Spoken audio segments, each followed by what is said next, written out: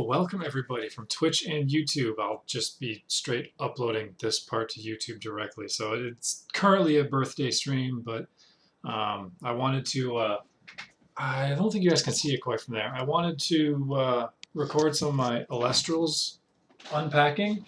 For those of you who have ever heard of ADrive, also part of the Pokemon community, he made a TCG.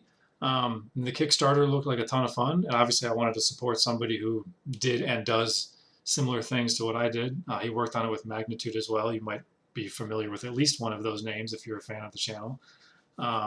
So yeah, the Kickstarter, we got everything sent over as I just showed you. So I'm gonna open up some of those, see what we've got, keep some of it sealed, of course, and then I'm just gonna play some showdown battles for a few hours. So if you are here from Twitch, then, you know, chat, hang out, whatever, and play some games. And if you're watching on YouTube after the fact, then you'll probably just see the Elestrals pack opening. But if new TCGs created by Pokemon players sound interesting to you, go check it out. So let's first, I might need a little bit more space, I'm not 100% sure. Let's first, super unprofessionally, of course, because I'm all about having the highest quality of tech, as you are all fully aware of. Let's go grab some of this stuff and see how it all looks. So there are a few different, oops, yeah, great, let's just drop it immediately. A few different types of booster packs and deck packs and everything. So let me grab some of these deck boxes first. So there were 5 different starter decks in total. I grabbed a set of 5. I basically tried to grab one of everything and then a few extra copies. Yo, what up, Andrew? No, Andrew, have you ever heard of ADrive? Because he made a TCG and everything this last week finally got shipped out and everything. I kickstarted it and got a bunch of stuff. So yeah, when you come over this weekend, actually, I'll be able to show you what we've got. And talk to you about it a little bit more then. It's pretty cool. So there were, in total, let me grab some of those too. In total, there were 5 different starter decks that came out. So I grabbed one of each and then 3 extras. So just so that way I could open up 3 and keep one of everything sealed. So that's what those are. I grabbed 2 different boxes of boosters, just like how MTG has booster boxes and everything else. So I grabbed 2. I'll keep 1 sealed. I'll open up half of the packs in this one because I want to be able to open something, but I know that without having anyone to play with, I don't really want to just open up everything and be like, all right, now it just sits here. So I'll open up half of this booster box. How many are in here? 20, maybe? It actually doesn't even say on the booster box. Contains 36 10-card packs. Okay, so that's what, 17? 18? Sorry, how did I think 17? So we'll open up half of those and these extra decks. And then there's a few blister promo packs that come with various extra little guys in and on them. So there's 5 different ones of these. I bought 10. We'll open up 5 of them and check them all out. What else? And then after that, there's just, I keep forgetting you guys can't see down there. After that, there are a few extra play mats. I picked up 3. I just kind of picked 3 of the 5 at random. There's specific card sleeves, 5 different sets of card sleeves. Let me go grab a few of them.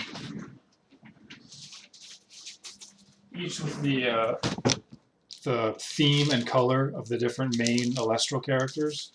And then generic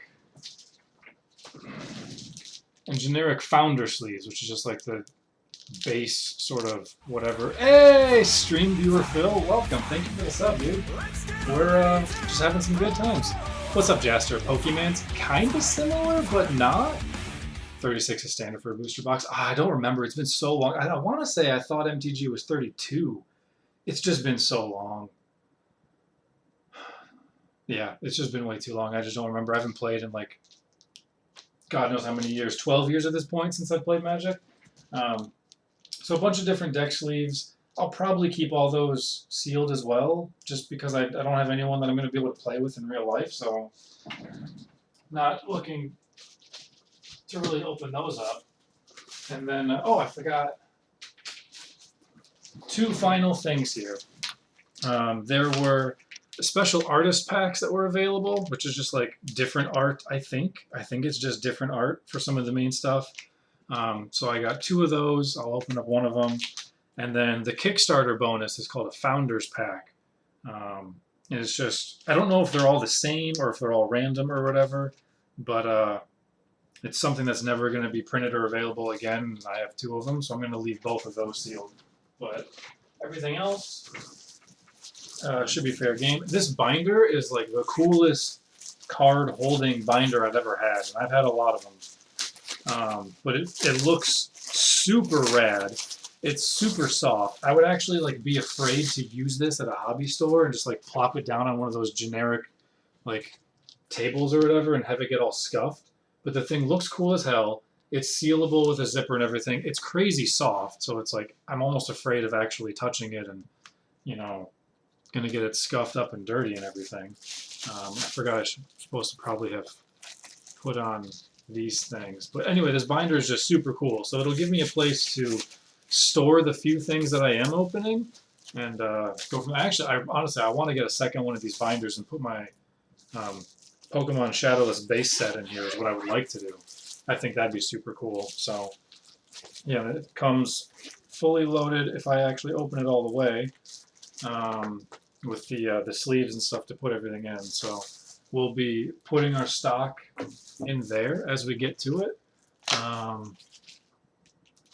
after the fact. So let's move this on. Oh, I don't need to move this anywhere. I'm just going to plop this right over here.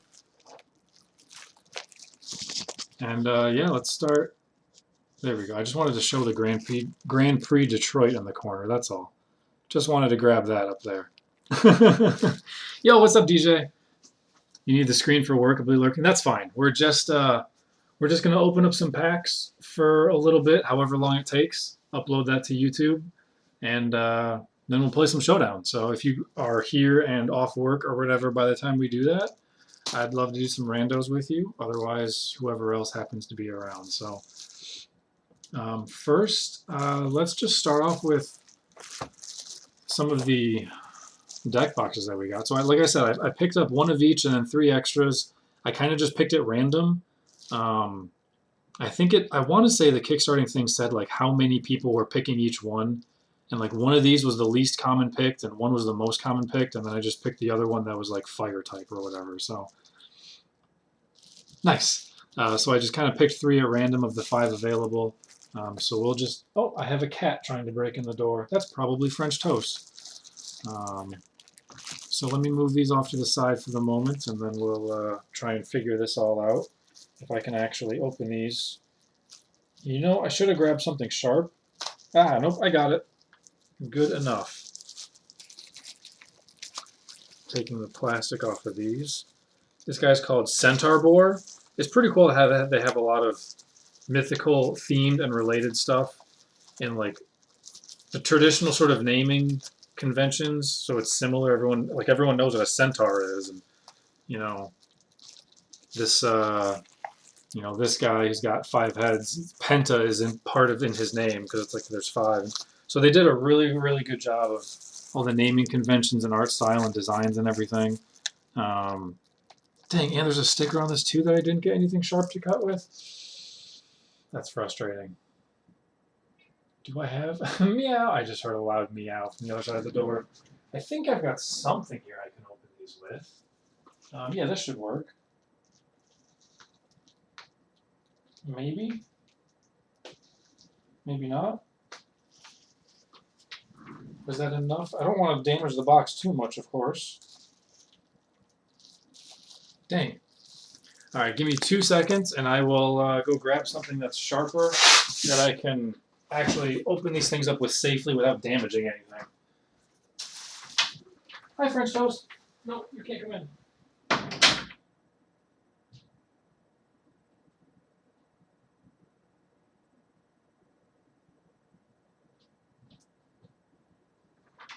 Bye, French toast. Aha. All right. We rando later. Well, I was planning on just playing the newest gen. I honestly haven't seen what format Showdown has right now or anything, but I imagine the newest gen is probably the most populous, and the most up to date. That's what people would have more fun playing, probably. But I mean, we can do any gen. I don't actually care. So, how did I get into this TCG? Funny fact. It was like a year and a half ago or so. I just had the idea. I mean, I've had the idea many, many times. Like, oh, I would always love to create my own game. Like, that'd be super fun. And so I was loosely sort of creating my own TCG, knowing kind of full well that I would never have the wherewithal to like actually, even if I made all the rules and made all the cards, I could never be able to do anything with it. And it was around that time when I saw, I think it was Magnitude tweeted something out or said something or posted a video. I don't remember exactly how or where I heard about this, but it was something that hadn't been available on Kickstarter yet. And I was like, sweet, someone else from the Pokemon community is making a TCG. And it just looked really cool. And I was like, I want to support it. I want to get in. I'll probably never see it in a local hobby store. Probably. It'd be sick as hell, obviously, if 20 years from now it's as popular as Magic and Yu-Gi-Oh! And all the other ones. But that's obviously a mountain to climb that still remains. But regardless, it looked cool, looked interesting. I never buy anything for myself, so I was like, let me get in on this, check it out, see what it's like. And okay, so here's the rest of the box. It looks like it's actually got a deck list on the back, which is pretty cool. If it ever wants to focus, camera is not going to focus. Ranbats, hell yeah. Yep, after we're done opening this stuff, we'll be able to do some Ranbats. So the box says starter deck includes 60 cards. The entire base set is over 125. You need 40 card main deck and 20 card spirit deck to play. So the cool thing about this, I'll relate everything in terms of like MTG. Is this just a filler space? Or is there actually something in here? It's a little white box. I think it's just, yeah, this is just an empty white box just to fill space in the deck box so things don't get thrown around.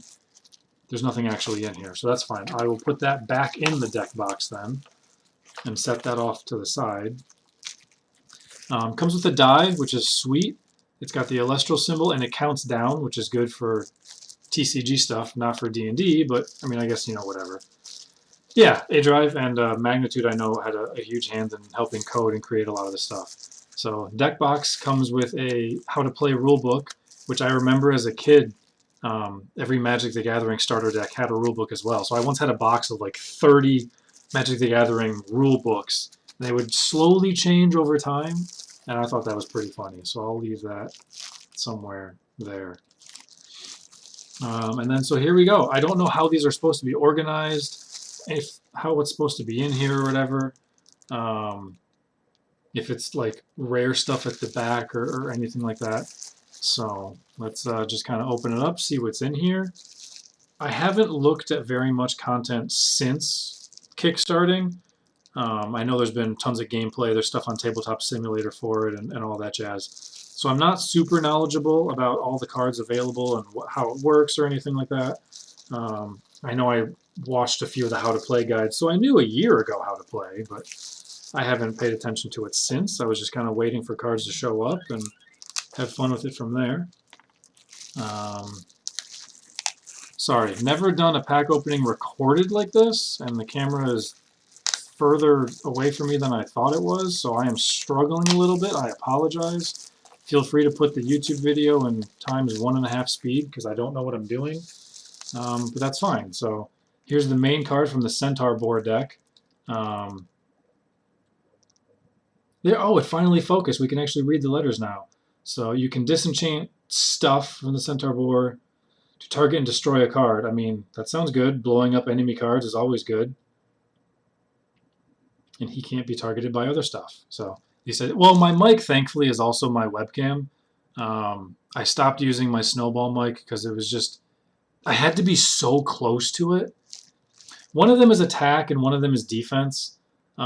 This game has a feature where, again, knowing that you know MTG, I'm going to relate everything to MTG stuff, where you just like generically declare an attack phase and then they can decide if they want to block or not. In this game, there's more of like a, people go into attack mode or defense mode, and then like their stats are different based on what they're in, and so they do combat differently depending on what mode you put them in, was a very loose understanding of it that I no longer remember. Let me move this over to the side somewhere else. And we'll just put that there. That way I know. See, yeah, because like the main brunt of my playmat's over here, but that's not even really on camera. So like here's where my hands are comfortably. Maybe I should just move this a little bit? I don't know. And then kind of leave these as barriers so I know where the camera kind of starts and ends. Unfortunately, everything's upside down too, so it's like I want to be able to read these and see these, but so he's all shiny. He's got some fanciness to him. Oh, hey, wait a second. I forgot to mention something. As now I immediately see on this very first card, well, let's go back to the second one. If we look in the bottom corner, it's not going to be in focus, but whatever that text is in that bottom corner, I'll just read it over. It says SD01-03. No idea what that means, but there are a bunch of promos and exclusive stuff where they're serialized. Things are like extra rare, extra shiny, or whatever.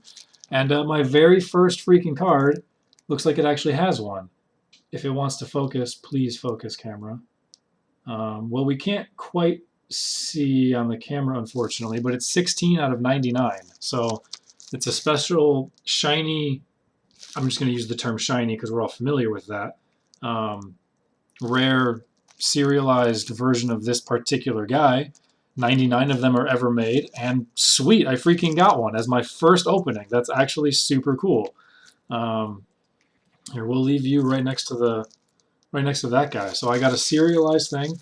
There is a cool, I'll show it later. Maybe I can show it now, but my desk is now super full. Let me click on here. So there is a website that has all of the confirmed, there we go, this guy. All the confirmed serialized cards of what people have found and opened up so far. So, you know, like there's 10 of this, there's 99 of all the other ones, and there we go. I just found, oh, you guys can't see that. I've covered it up. Like I said, very professional. There we go. So there's a website where they track all of the serialized stellars. So for example, like this one, there's only 10 in existence, and all the rest of these have 99 in existence. And there we go. 9 of this dude has been found out of the 99, and I just found one. So there's 10. So I'll be sure to let them know on that one when I get back there, after we're all done with this later today. So that's pretty cool. We got one as our very first card.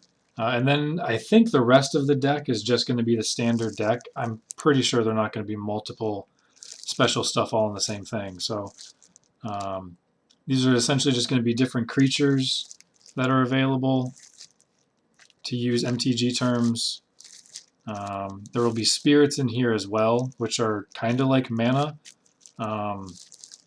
Except one of the cool features of the game is that you use your mana, you use your spirits to cast stuff, but also when you run out of spirits, that's how you lose.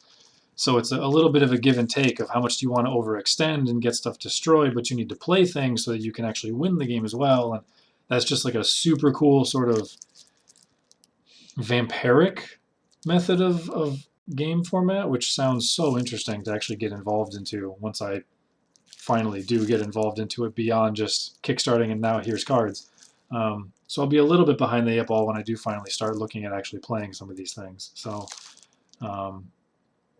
again, all this stuff in the deck boxes, it looks like they're all standard because it gave us the deck list on the very back of what's all included. So I'll compare that later on to see if this Sprouty guy that I got, if he's just like in addition as like an extra card, or if he's one of the cards that are supposed to be in the pack and I just got a lucky rare version pull of it. But that's so cool that I got something. I was hoping to find at least one of something serialized, so I wouldn't have felt like it was a waste to unbox some of these things. Because obviously it'd be cool to keep some stuff sealed, but there's people who have tons and tons and tons and tons of boxes, so I don't think that sealed stuff is necessarily gonna... This card looks cool as hell. Nectar of the Gods, just straight up draw 2 cards. Like, this card looks amazing too. Legit beautiful card, little extra sparkles and stuff on there. Like, the artwork of these things are amazing. Who's... Daniel Reyes is the artist. I feel like I've heard his name. I don't know if it was just from like ADrive videos saying his name, or if I know his name from somewhere else. But he did an amazing job on the art of a lot of these things. And the whole TCG just looks fantastic and amazingly well done. With all the lore and the creation and stuff behind it, the way things look is gorgeous. The way they did all the pack creation, having specific serialized exclusive rare cards that are never going to get printed again, and then having a website to track them, super cool. So again, unfortunately, it's not focusing in on the text very well, but I don't think there's too much of a need for me reading off every single one of these cards, because you either already are going to know what they do if you're into Elestrals already, or you have no idea and this is your introduction. So you can get a more formal introduction checking stuff out on your own. So there's the cards of the deck, the 40 cards that make the deck, and then your spirits, which are essentially like your mana, and you use to imbue and play with stuff, and don't run out of spirits or you lose the game. Hopefully I'm not totally wrong on the way I'm breaking that down, and then wind spirits as well. So there's one for each of the elements. There's 5 elements. I think he teased that set 2 will introduce a new element as well. So there's all of those. Oh, and some thunder elements with Zaptor over here. And there we go. And then this little card is just like a base sort of reminder of the rules and the phases and all that. Pot of Greed, there you go. It's not quite Ancestral Recall because that's 3 cards, but you know, whatever. So this will be really cool. I wonder if is this. Unfortunately, there's also a little bit of glare from my ceiling light. So yeah, draw a card, attack position, they can declare battle, and then end phase. Main phase, you could do all sorts of stuff: cast stuff, ascend stuff, enchant stuff, spend spirits to draw cards, move their positions around, and then set rune cards. I do remember something on the board where there's like, I thought they were like global enchantments or something, where you have a space on the playmat where you play something and it just like affects everything, and you can only get limited number of that stuff. Oh, it was focus. Please focus again. To cast, there we go. Pick an open slot in your row, play spirits to cast your other Elestral monsters, declare if it's attack or defense mode, and then there you go. Ascending is other stuff. You sort of, you know, evolve them, for lack of a different term. Hey, what's up, Shiny Mewtwo? Technically, birthday was Sunday. I am now 34, but I wasn't able to stream or do anything over the weekend, so this is just part of it now. We always seem to play Pokemon on my birthday because we should. That's what I do. So, but what does it do? I'm sorry, Jaster, but what is what? Oh, you're memeing. Okay. So just a little bit more description of some of the abilities: Invoke, Counter, Artifact, Divine, Stadium, and then just some of the other things that they do. So that's what comes in the deck box. The cards that we have here, the spirits that are in there is used as mana, and then again we got lucky. We got one serialized guy. He is number 16 of 99, and there will never be any more of them ever in shiny form like this. So super cool that we got one. I'll leave these over back. Oh yeah, and it comes with this rule book over here as well. So I will put these back in this deck. I want to leave the serialized guy out here. Let's leave him out there because we got something serialized, and that's super cool. We'll load everything back up here in the deck box, where it will stay in its minty condition.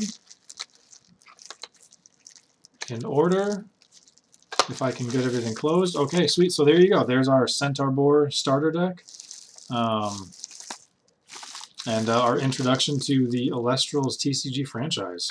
Super cool. French toast! One of my cats is trying to break down my door still. Let's pivot, and because we just opened up a Centaur Boar starter deck, so now let's open up one of the blister packs that use his sort of spirit. We saw the Teraltus Earth Spirit in there.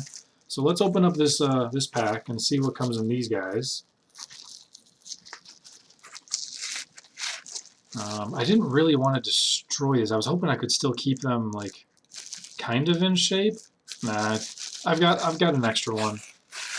So we'll just get rid of these packs. I might regret that later, but probably not. It's just a little bit of paper over the actual pack of cards that I'm keeping itself. as I struggle to open these things a little bit here. There we go. I don't want to go too far and actually damage anything, obviously, or cut anything, so... Okay. Almost broke through on this booster pack, or I think they call them blister packs for their franchise. So there we go. We pulled this one out of here. There's also the card in front sitting right back here. So this is what the back of the card looks like, which is super cool. So here's the front of the card. We didn't even show the back of the card before, so there's that guy, which is cool. I'll leave these over to the side for a second. And there we go. So just a pack of random cards. Blister pack. Oh, the name for the packaging? Okay, that's cool. I thought that was just them trying to not use the word booster. I assumed booster was just, well, I don't know. Whatever. I just play card games. I just play card games. So, struggling to open a little bit. I would like...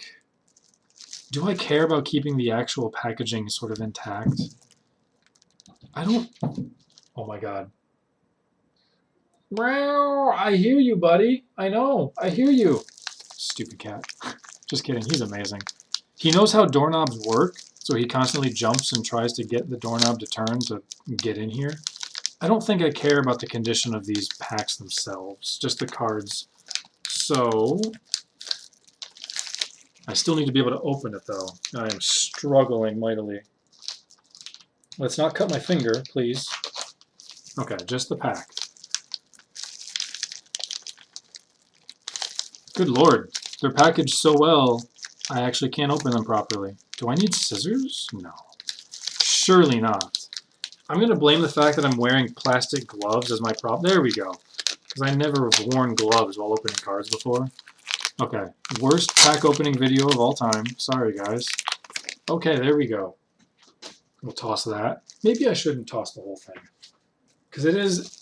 Any of the Kickstarter stuff does have an extra symbol on here, the Founder's symbol, meaning it's from the very first original print. So, you know, I will actually at least keep on to the quote-unquote trash. I'll just leave that over on the side there. So there we go. So we got 10 cards. 1, 2, 3, 4, 5, 6, 7, 8, 9. Yep, 10 cards. And then there's the extra spirit from the top on the front. And let's kind of take a look at these. So these will just be additional Elestrals and spirits, I imagine, from the other decks. It's not going to quite focus, is it? No? Focus? Not focus? I wonder why it isn't focusing. I wonder if my hands and my gloves are like messing everything up. Regardless, it's a little fishy guy. He looks pretty cool. Oh, I really wish it would focus a little bit, though. That is a little bit of a bummer. Because, yeah, we're not able to really get the names or the artwork as it deserves. Is there a different way I could hold things, maybe? Because it has focused in the past. I wonder if it's the glare from my ceiling light. Back in the day when we recorded Pokemon battles, my webcam had a knob on the front you could twist. So, like, when it was at viewing distance, it was one focus, and then when I scrolled up to the DS, it was a different, and then I could just twist the focus knob. You guys remember all that? Nowadays, I don't have it. It's supposed to just go automatically, and of course it's not, so whatever. That's what we have. So these just look to be more guys of the sort of the same element, earth element it looks like. All of these guys are earthy elemental. Oh, maybe not. Maybe that was just a fluke that we got 3 earth elementals in a row. Because now here's somebody from more of the fire elemental guys. You can't really read his name. Necruff, it looks like. So yeah, again, you could say, because it's a little bit of like a fiery dog, kind of like Houndour a little bit. Oh, there we go. Now it got into focus. So, you know, everything is named really well that it sounds like the things. Hey, what's up, Landshark? Welcome, welcome. Hello, hello. Yeah, so everything's named really well, just stylized and designed really well. Earth Scout, little bear guy.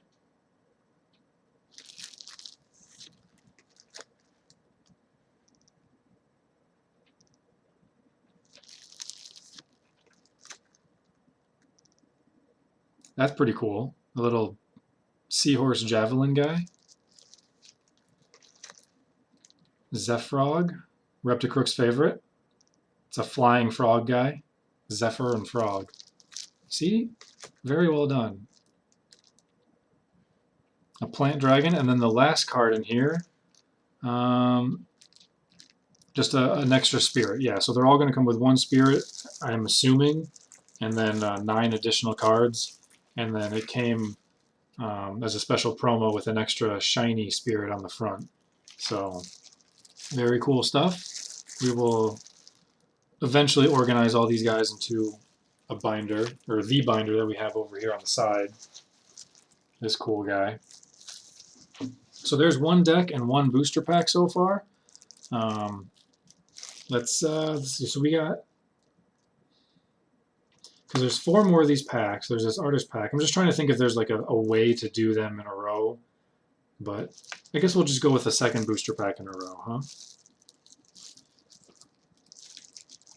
See if I'm going to struggle as much with this one, huh? Probably will. How about this? What if I only take half of it off? Then I won't be throwing away the whole thing. I'll get to keep some of this Founders never again going to be printed stuff. This cardboard is strong. The cardboard is strong with this one. Again, worst pack opening video of all time. But, you know, never done it before, so there we go.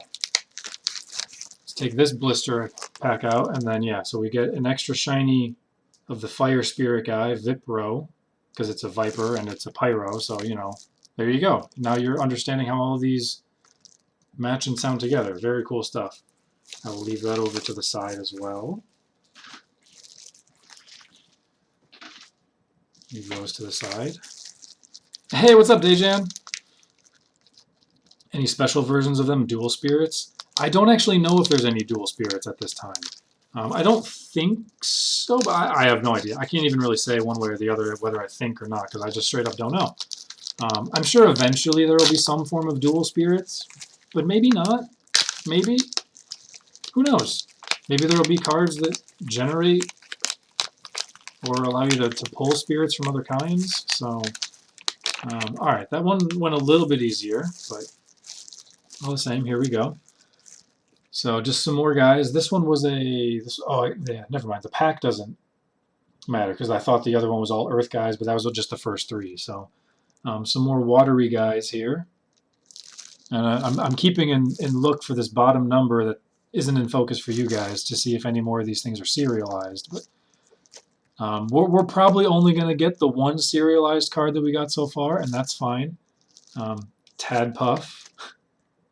Ampup, because, you know, amps and he's a pup. So yeah, like I said, they did such a really good job creating all the names and the lore with all their stuff.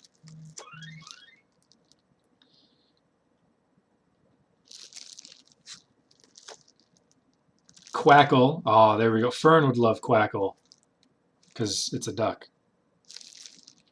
Is there a rarity associated with the cards? I'm sure there is. I just don't know any rarity of what they are or what is there. I'm sure something exists. I'm just not qualified enough to actually know. So it'd be cool if there was like 1 rare per pack or whatever, like guaranteed, as opposed to 10 randoms. Unless there's not really rarity, there's got to be some sort of rarity, I imagine. Like I imagine the more powerful and like box art Elestrals, you know, like that dude is probably more rare than some regular guys. I guess I would imagine, but you know, maybe the booster packs are just 10 random cards, and then, you know, rare cards become rare because you may or may not get them. I noticed that, or not noticed, I know that with MTG, it's not like rare cards, like there's a smaller number of rare cards.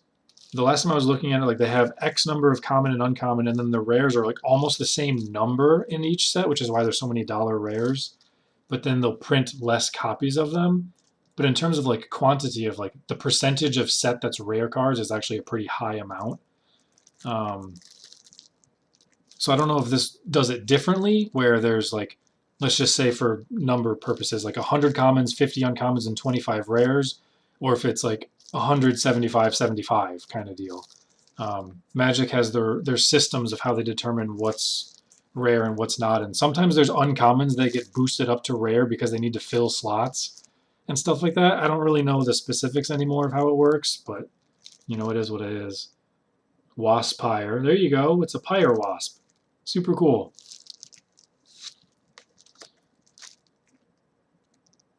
Kindleo. And then 2 cards left in here. So I'm guessing that if anything is a rare, that it'd be this guy on here. I wonder, are there any? I'm gonna have to turn these around so I can see. Are there any like different symbols on these anywhere? I'm trying to see if anything actually specifies. I can't tell if there is any sort of rarity on these. Oh,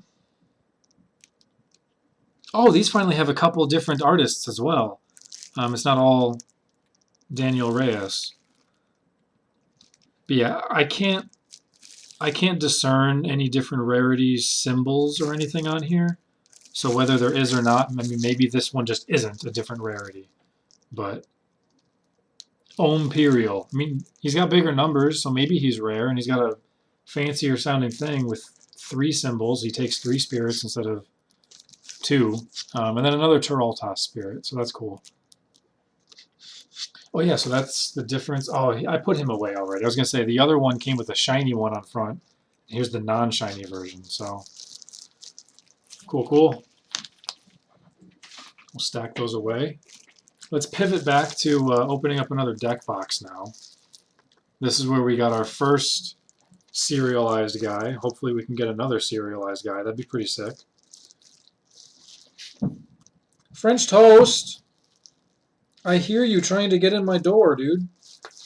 I know you're out there. I know you hear me talking. I know you want to play.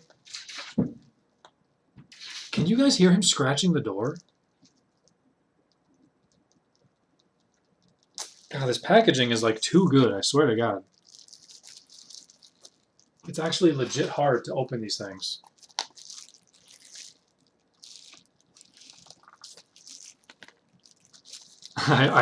I have to pay the cat tax. I don't want to right now because I've got these stupid gloves on, but I know I do need to pay the cat tax at some point. So by the end of the pack opening, I'll go hunt down all the cats and I'll bring all 3 of them out here. Okay, so we got that. Okay, so here's the second one. So the first deck box we opened was called Centaur Boar. If I can break this sticker, there we go. This guy is called, where did he go? Sure, Trifernum, I thought this one was called. I can't actually see the name on here. Where did I get the, oh, from the card itself. It was on the card itself. Here we go. Okay, yeah, but just like the other one, it's got the deck list on the back. Trifernal, that's the name of this guy on the front. So hopefully all goes well, and we'll get a serialized version of him. Cat cam, paw cam. Well, they're still not allowed in here because they scratch the drapes and they bite the cords and their tails get caught on other computer wires and like drag things down. My speakers keep getting thrown to the ground all the time, and I can't afford to have them drag my computer to the ground or anything. Like literally can't afford it, especially now as I got fired last week. So another D20. This one's orange-ish. It's a little interesting. I don't think the no, it looks a little different on webcam than it does to my eyes. It's kind of, this die is really cool, man. There's like some bluish kind of sparkly thing sort of on the inside. That's not glare, that's actually just, you know, additional coloring on the inside of the die. This die looks amazing. This is so cool. Like this one's pretty bland. Oh, you know what? It's not bland. Now that I take a closer look at it, this die is not actually bland as well. It's got a few different colors swirled together. Some sparklies in there as well, but this die is cool as hell. I really like these dice. Is it lucky? 17. I mean, that's pretty solid. I'm happy with that. I don't want to roll any other dice today. I am done rolling dice today, Landshark. I got a 17. So, okay, just like with the last deck box, there's the rule book and then the white space taker-upper piece of whatever. So I'll put this over to the side there. And then here we go. Here's our box art legendary Trifernal. So he's, you know, a fiery three-headed dog, hence the Fernal and Tri. I wish it would focus without having the glare on here, but I'm not good at this. You were dying to see that? Nice. Yo, nat 20, you just wasted all your luck. Oh, there we go. When an opponent casts an Elestral, you can expend something, probably a Fire Spirit it looks like, to give it -3 until your next end phase. If it's reduced to 0, it's destroyed. Well, this guy looks like he's only got 3 defense himself, so that's pretty cool. So just by having this guy on the field, anything 3 defense or less can just get instantly killed, and therefore they can't even be allowed to play them. Pretty cool. Although if you have to spend a spirit, you know, maybe you can't afford to spend spirits or anything at the time, but who knows? Anytime you can destroy stuff, it's good. 2-for-1s in TCGs are good. Card advantage, good. Okay. Especially doing it during the opponent's turn, also good. Okay. Please rip plastic. This plastic is not very rippable. I swear to God. Because I don't want to pull too hard, but man, I can't even make dents in this stuff. Sheesh.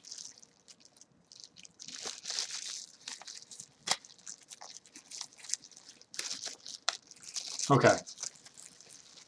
Okay. Plastic is defeated. So here's our deck again, just like that first one where we had the Centaur Boar. And yeah, so he's all shiny as well, shiny and fancy. I don't know if they all come that way. I mean, I would imagine so. In the deck boxes, the guy on the deck box probably. Hey, Patch, what up? I missed Mega Ultra Chicken earlier. Wait, what?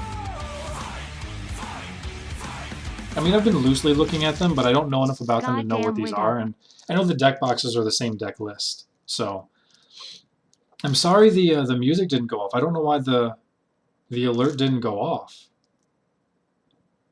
That's really weird. Why no alert went off. Oh, you guys heard it? I didn't hear it. I wonder if I turned my speakers down too much. My speakers might actually be really low.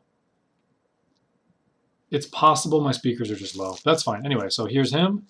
And then, did we get anything bonus? Okay, so there's no serialized guy in here, unfortunately. But that's fine. We got one serialized dude. And then just to remind anybody who may have missed it earlier, there is a website with the serialized guys of how many of each thing were printed. And in our first pack, our very first card opened was this one. So I'll register that, and that'll be 10 out of 99.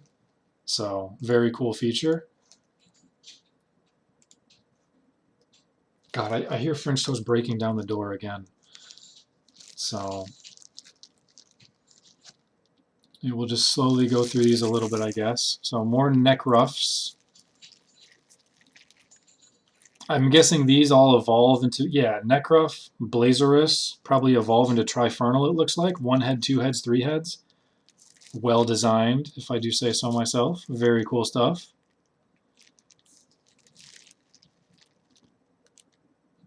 Warmite.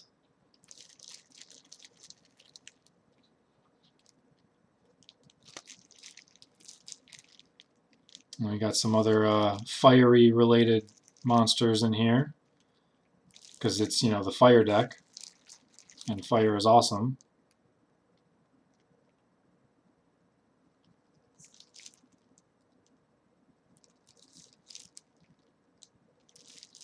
And then it looks like this is a fire and water deck, so that's pretty cool.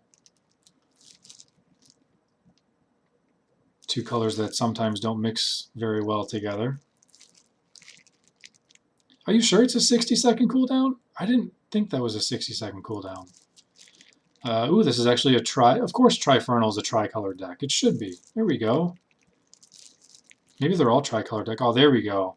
More Nectar of the Gods. This card is just beautiful, man. This card looks so good. Like, I want to just throw this out here in a Magic the Gathering game and be like, don't care if it's a different game, I draw cards. And they'll be like, you know what, that card looks so good, I'm going to let you have it. Dragon Fruit? Seriously? Ambrosia. Whoa, cool. Ambrosia looks amazing as well. Return up to 3 spirits from your Underworld to your spirit deck. I don't know if Underworld is like where spirits have been destroyed, or if that's like a specific thing for Trifernal itself. But that sounds really good, considering you have to expend spirits to do everything, and when you run out of spirits, you lose. Getting 3 back from somewhere sounds really good. Circle the Sky. These cards look amazing. These cards look positively amazing. Did I say Hephaestus? Yep, Hephaestus. So we got some actual mythology now in here. Volcanic Forge. That sounds cool. What's it do? Elestrals are +1 attack and +1 defense for each spirit enchanting them. I mean, that sounds awesome.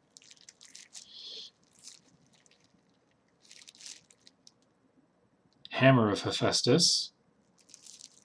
Best God. Is he Best God? There's a lot of good ones. There's a lot of good ones. Eruption. Dude, this might be my favorite deck so far, because these cards all look awesome. It's just the power of fire, I guess. An opponent may spend 3 spirits if they control a... I don't know if these individual symbols specify a specific color only or just in general, but whatever. Blow stuff up volcanically.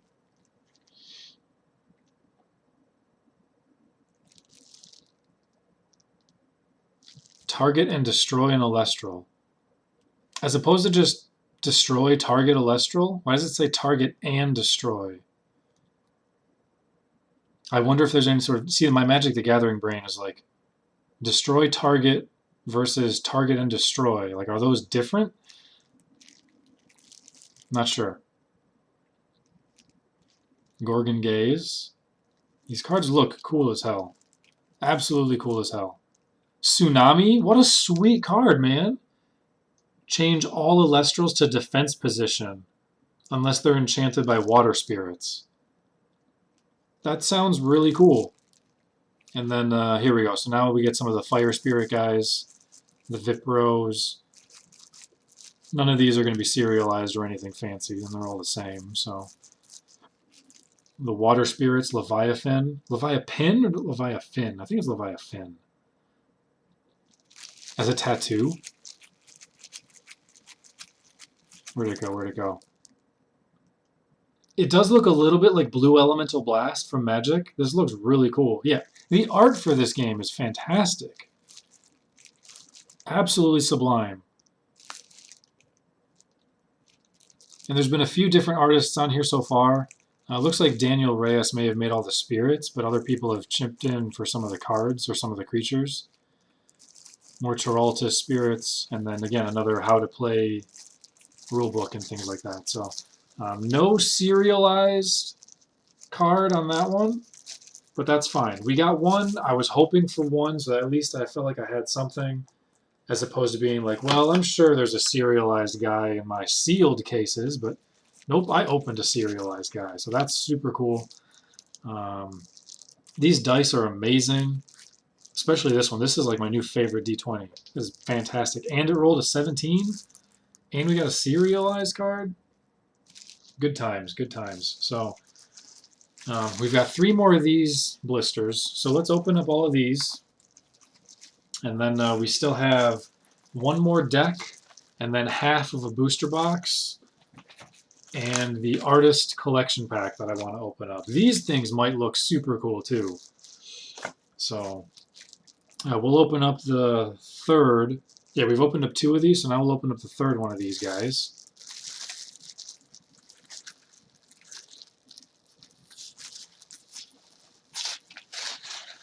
I'll be careful to keep the packaging as best I can here.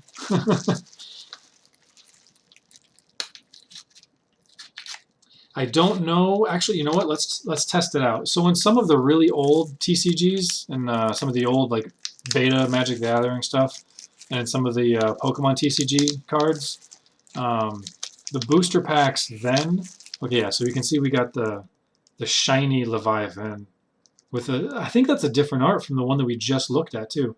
Later, Shiny Mewtwo. Thanks, man. Hopefully you're having a good day, and you know, hopefully work goes all right for you. Yeah, so this one's shiny as opposed to the other ones that we just looked at in the previous deck that were not.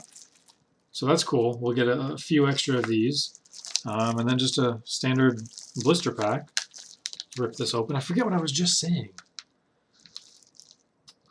Shoot, well, I don't remember what I was just saying, so it's gone now. Oh, yeah. In booster packs, in some of the old TCG stuff, you could see through a little bit. Like if you shined a flashlight on it and pushed one of the cards up, you could see the rare in the back of the pack. I don't think that is possible on these. There's a lot of art on here. Let me try and shine a flashlight really quick. Oops, nope. Flashlight. Nope, that's not flashlight. There we go. Yeah, there is... It doesn't appear like I can see through anything on these.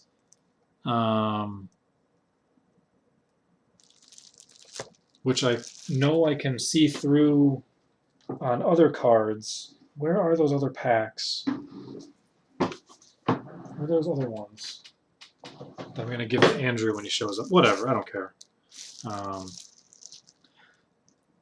20 years. Well, I mean, it didn't necessarily have to be a phone flashlight, but any flashlight, yeah.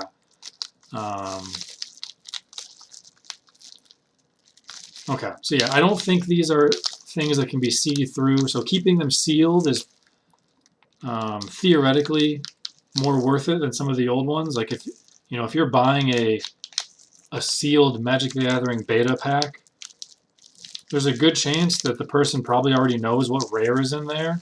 And if it was, a Power 9 card, they wouldn't be selling a sealed booster pack. They'd be selling the beta Power 9 card.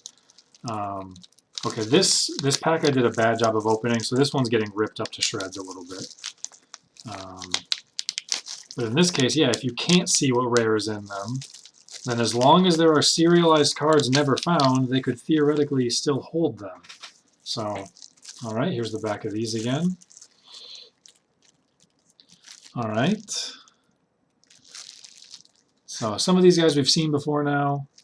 Clovey, a little cute guy. He's kind of like a... Oh my god, I can't think of his name anymore.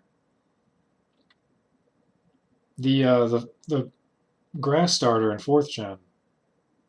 It's not Terrakion. My brain wants to say Terrakion. I know that's really far off.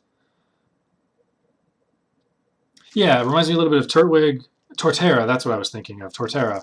Like a baby version of him with the little plant stuff on his back there. I guess obviously Bulbasaur too, but so yeah, so a lot of these now are going to look like they are duplicate cards that we've got in other commons and other deck boxes and other boosters, but that's fine. I don't know, because yeah, if you buy the starter decks, you're going to get a bunch of stuff. I don't know what, I mean, I hate to say it, like, there has to still be, of course, a reason or a purpose to buy boosters as opposed to the deck boxes. With cards being so limited as just being one set so far, if you get everything from the deck boxes, obviously I guess the blister packs can still have the rare serialized stellars. But hey, what's up, CW? Welcome, welcome. We're just doing some deck opening here for from Elestrals, and then we're going to play some Pokemon after that, so having a good time. More Zefrog. And then this last guy. Yeah, I can't tell if there's any difference in the rarity of any of these or not, or if there even is a rarity difference. And then another spirit, it looks like. Another Terralta spirit. All of these have Terralta spirits. Come on. Again, let me get some of the other ones, guys. That's fine. So I'll put those over off to the side there. Let's just go through the rest of these. Yeah, so there's our shiny Zapdos promo blister pack.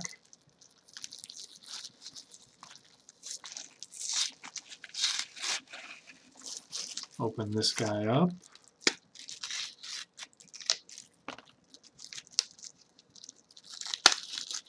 Okay, that was a much cleaner job on this one. Holy cow. Yeah, much better. Save all of these things. Waiting for the Disney TCG? Wait, no, wait, are you kidding? That's not real, is it? A Disney TCG? You don't know how you feel about Elestrals? Well, what do you mean? Like,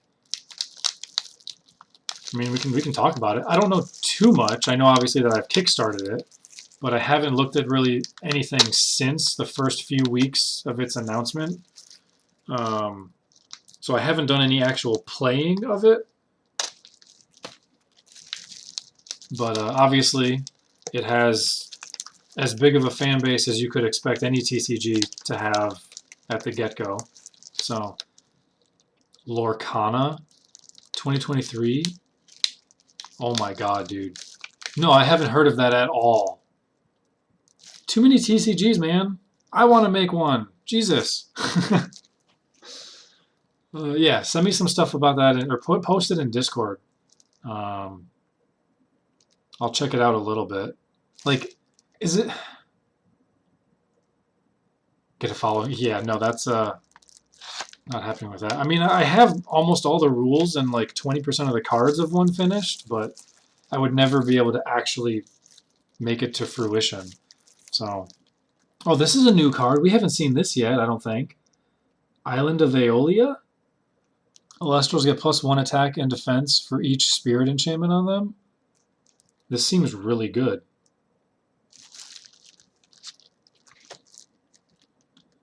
Drops of Leth, or Lethe. This card also looks really cool. Reveal any number of cards in your hand, then shuffle them back in your deck and draw that many cards +1. Okay, that would be broken in some TCGs.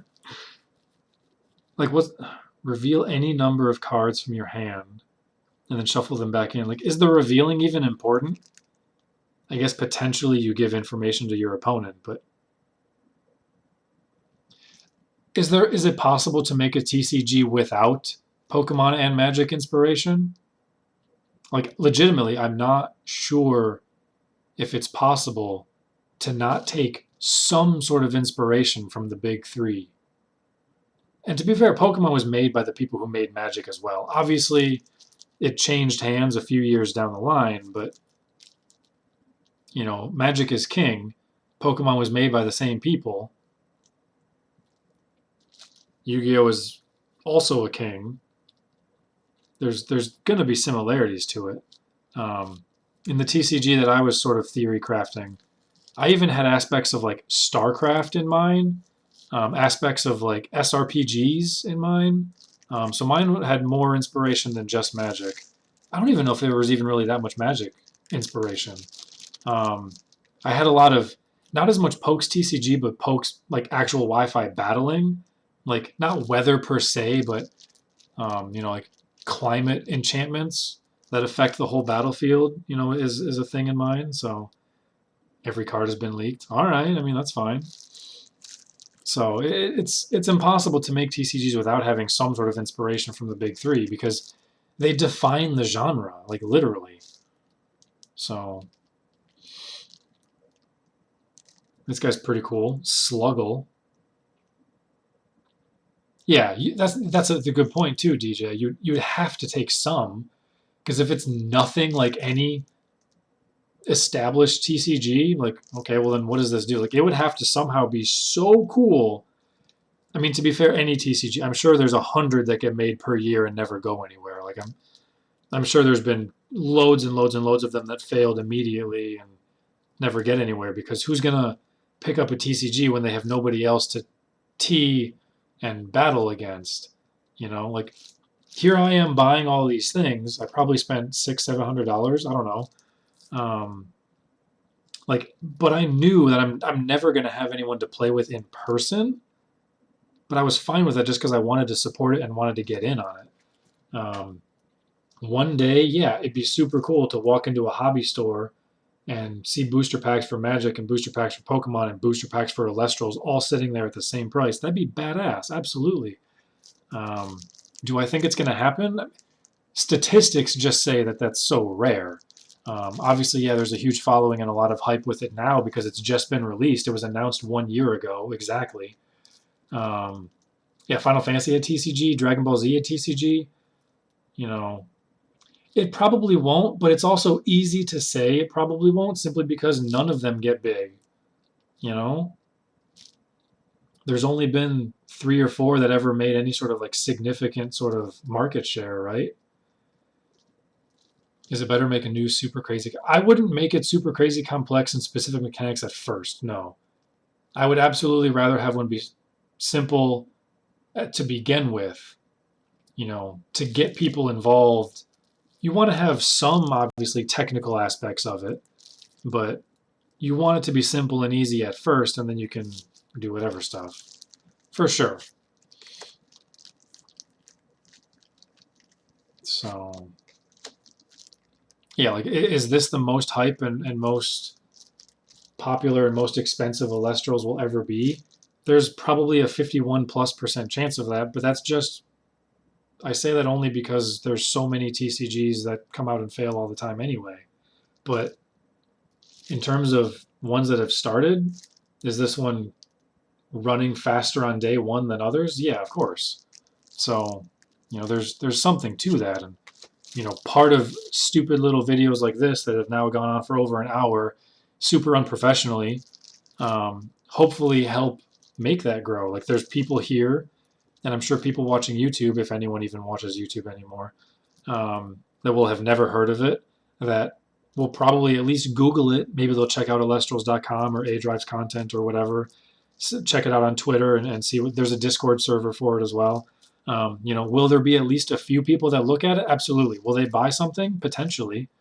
You know, and maybe they don't now, but maybe they hear about it 3 years from now. Like, oh, I heard about that thing once and it's still going. Maybe they took a look at it again, and then it's no longer their first instance, it's their second instance of hearing about it, and maybe now they're more interested to get involved.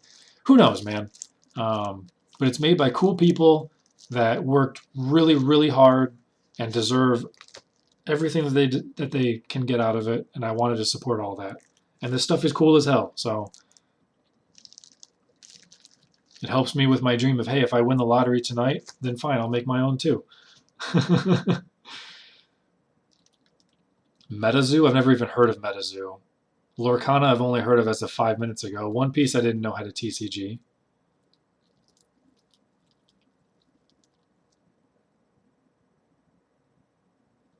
So, anyway, so there's some more of these guys. Scavagem.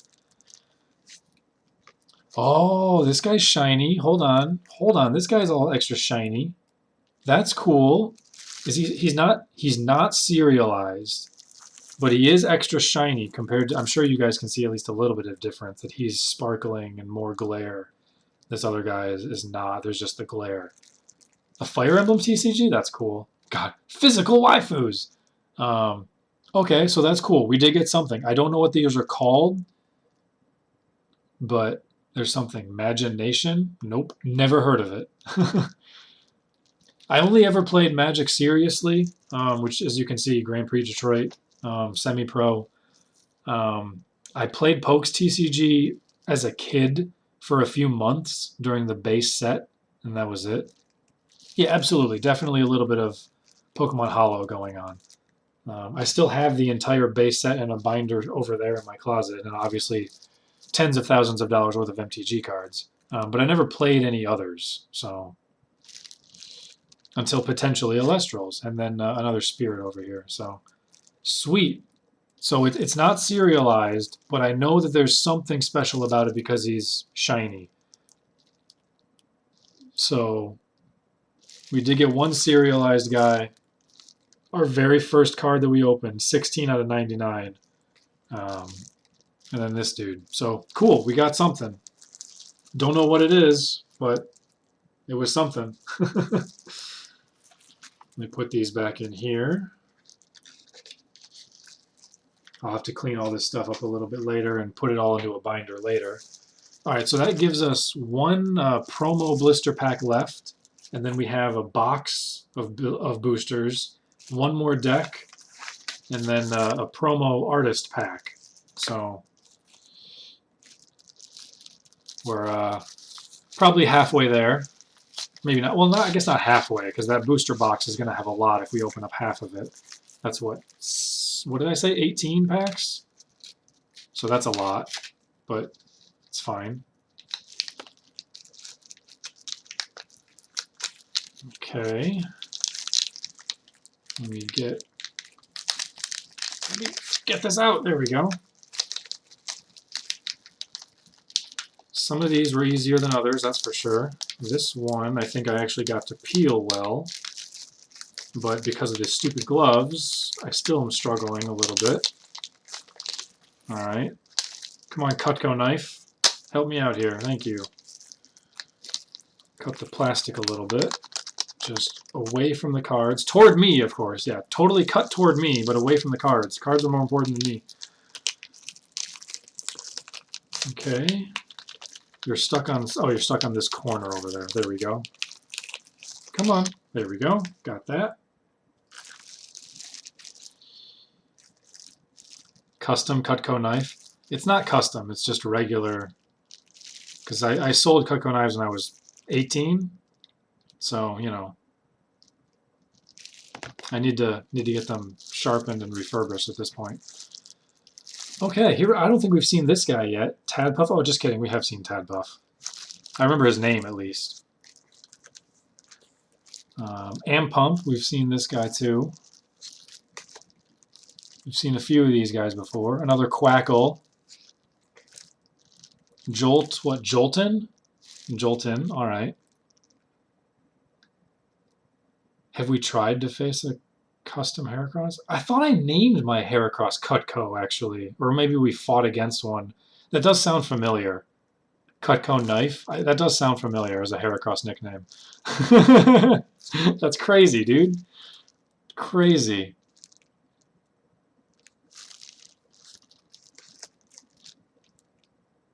Sakurasaur? Yo, that's so cool.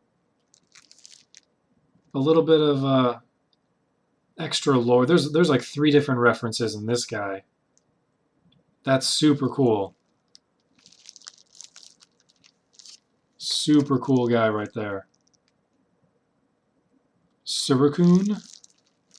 And then let's see, did we get anything super awesome? Alright, he's not shiny or serialized, but Krakatuga. What's this guy do? You can expend 2 spirits to force an opponent to expend 3 spirits. When a player casts Eruption, you can target and destroy a card. Okay, so he's a little bit of like counter decking then. You put him in the sideboard, depending on matchup. Counter their Eruption a little bit, prevent them from playing their Destroy card. That's pretty sweet. And then another Vipro Fire Spirit. Yeah, that's pretty cool, man. Pretty cool stuff there. So that is the last of our promo blister packs. As I put these all neatly back into place. I guess I don't need to put them neatly back into place because these are eventually going to go into a binder probably tonight or tomorrow. Again, this binder that is super freaking cool.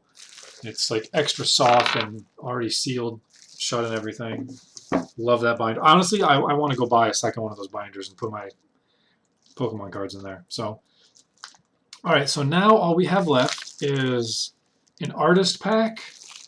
We have 1 deck pack left.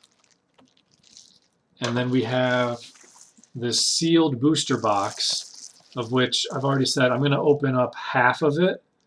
So that way I'll have 1 that's fully sealed, and then I'll have 18 sealed booster packs. So I have a little bit of both worlds. I want to obviously open up some stuff and have fun, but I want to keep stuff sealed too.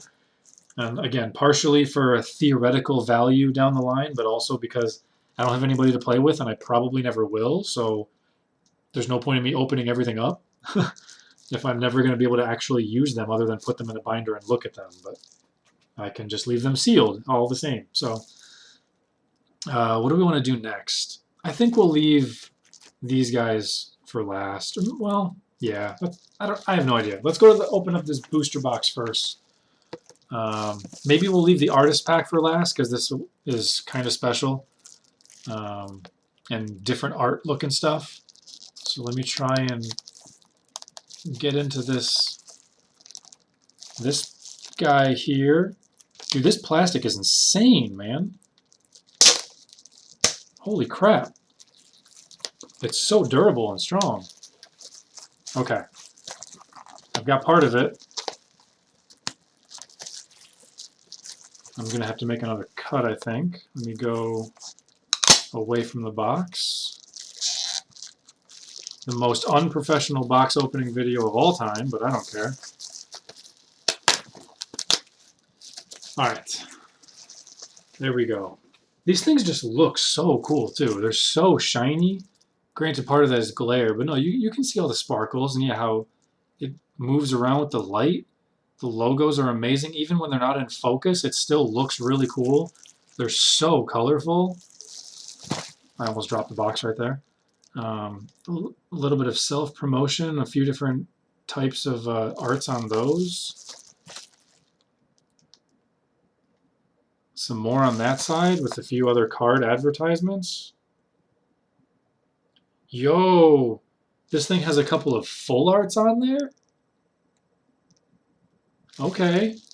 One's just straight up Zeus. We've already seen Hephaestus. So there must be more of the gods of lore in here too then. That's cool. I wasn't sure if they were just like taking themes and like referencing or if they're straight up actively involved. So, okay. So it looks like there's two ways. There's the little sticker over here that I just cut to open it up, or there's also this flap over here as well. So there's two different styles to open this box up. Let's try going with the flap method, even though now I just cut the sticker, it's fine. Oh, you know what, this is probably more for stores, for marketing, so they can like lift the flap up.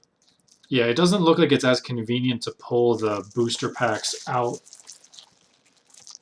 There's not quite as much space, and there is a little bit of packaging, as you can see a little bit of on each side down here in the corner, and on this side a little bit as well. Yeah, so it doesn't look like this is actually for opening. I mean, I'm sure if you bent it all the way back, you could still dig in and grab them. Oh, yeah, there's even... God, where is my camera? Doesn't help that my fingers are covering up what I'm trying to show, too. Yeah, there's even the Elestrals logo on the... Yeah, so you definitely could pull this back more and dig into it. But I'm just going to go from the other side over here. Oh, there we go. Cool. Yeah, this whole thing just kind of flips around. Neat. All right, well, I'm going to leave this. Here, let me move these out of the way for a second. Oops. So I'm going to put this down right here. And, okay. So this box came with, looks like an extra holographic Penterror. I don't know if that's only because it's like a Kickstarter promo that it comes with those, or if future boxes will always come with a bonus card. I imagine it's just because it's a Kickstarter special deal. He is not serialized, unfortunately, because again, there's only 10 of those that ever got made. But he is foily, holographic, so I will keep him. I'll keep this sealed for sure, because it's already in like its own little specific packaging as a founder item. So that's cool. Where am I going to put this then? I'll just put you right there on my desk. So can I get this to stay open? No, I can't get it to stay open. Well, whatever. So there's, yeah, so it just straight up, this is just loaded up with packs. So let's take a look at how all these look first. I won't open all of them. I'll just open half of them. Maybe we can decide which ones to open as I grab all of the packs just like that. That looks cool as hell. Super cool. Just plopping those down here. Tons of packs. Holy crap. This one was on the left side, right? Or I should say my left, your right. Okay. Super neat. The box itself still has like artwork and things on the inside. So it's not like it's just a plain white boring box too. They really made sure to... oh, it's even got like the silhouettes on there. Who's that Elestral? They really made sure to capitalize every inch of the space. Even the bottom is all super sparkly and stuff. Very freaking cool. So let's take a look at what some of these look like, and then we'll decide which half that we want to open. Oh crap, I hit a button. Sorry, this playmat is on top of my keyboard, so something got pushed. We good? Yeah, we're still good. Okay. So some of these guys we know. We've already seen that Penterror. I don't know what this guy is. Oh, here's another Penterror one. So we'll open up. Try and split them half and half. Okay, yeah. So here's another one of these guys. So we'll just keep splitting them down the line like this. Wow, are they all split like this? Or is this just a crazy coincidence? It has to be on purpose. Yeah, these are all the same artworks. There's different ones on this side at least. So I would have thought that there'd be at least the 5 main Elestrals. Maybe there are, and they just kind of sorted them a little conspicuously. It's slightly disappointing, but I'm sure this is probably just a one-time thing because it's so fresh and new. So, okay, yeah, that's fair. So let me move these out of the way then. Some of these will stay sealed and some of them won't. Let's take a look at, yeah, 2 on one side, 2 on the other. I feel like they would have wanted to put all 5, but maybe not. So there's this bird guy, which I don't know if we've seen the bird guy before. Let's get a little bit of a closer look of Birdman. I don't know which one that is. And then a watery, icy sort of flying How to Train Your Dragon guy. Yeah, but then it looks like it's the same. So you're totally right, CW. They put 2 on each side and 2 on each side, and then it just rotates down the list. So we'll just 2 here, 2 there, 2 here, 2 there, 2 here, 2 there. I hit the button again. Crap, now I forget which side I was on. 2 here, 2 there. I don't know. I'll just have to count the hard way now. Okay, so how many of these are there? Here, I'll sort them over on the side where I have a little bit more space to make sure it's all equal.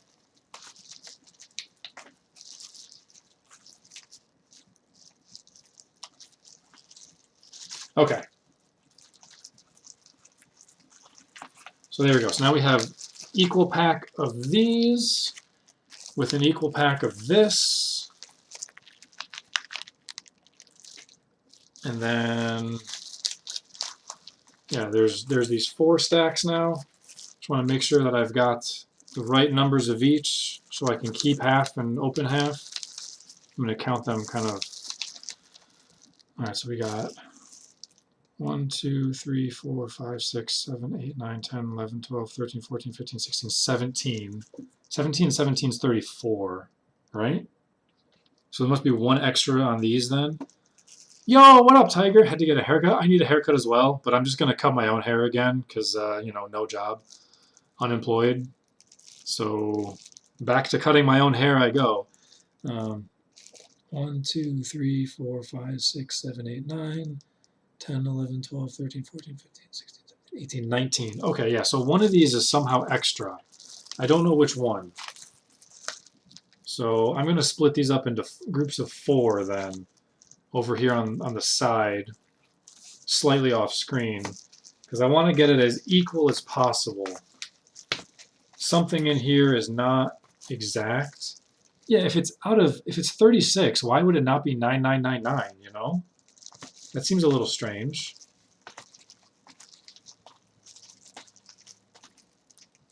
It does seem a little strange that it's not 9999. Although I guess if I do 9999, or some are going to be opened up 4 and some are going to be opened up as 5. I don't know, whatever. Maybe it is, and I just... Oh, I think... there we go. Yeah, I missed one. That's all. I just missorted them. That's all. I put one guy in a pile where he did not belong. He was an imposter. Sussy baka. Okay. So yeah, this should be 9 of each. 1, 2, 3, 4, 5, 6, 7, 8, 9. Yes. Yes, yes, yes. So 9 of each. So let's put 4 of those guys there. Let's count properly here. 4 of these guys here.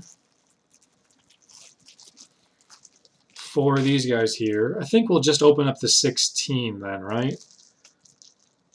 And 4 of these guys here. That way I'm left with 5 packs of each sealed still.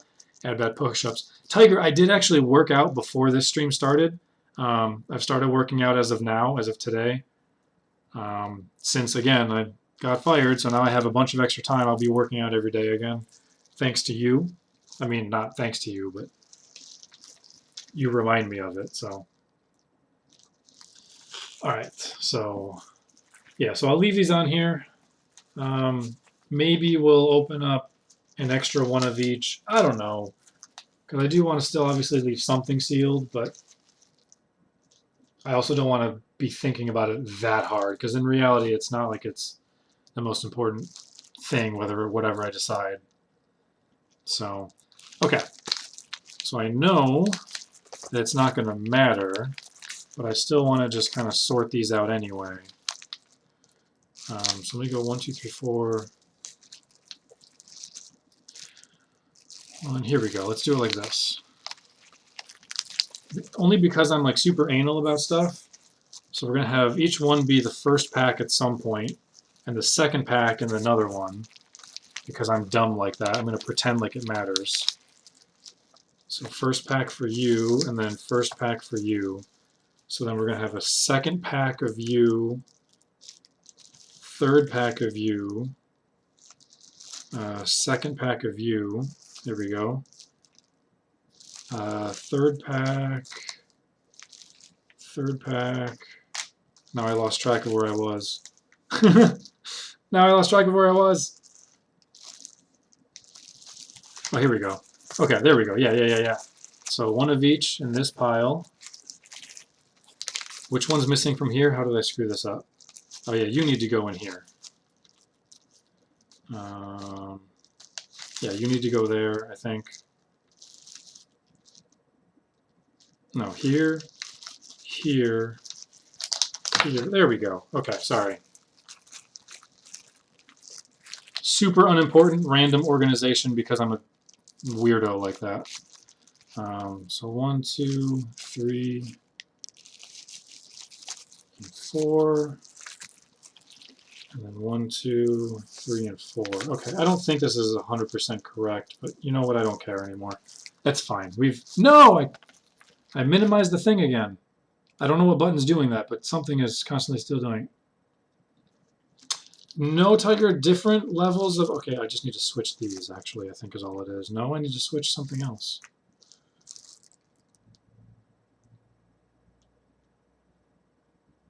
I don't care. I think I switched these.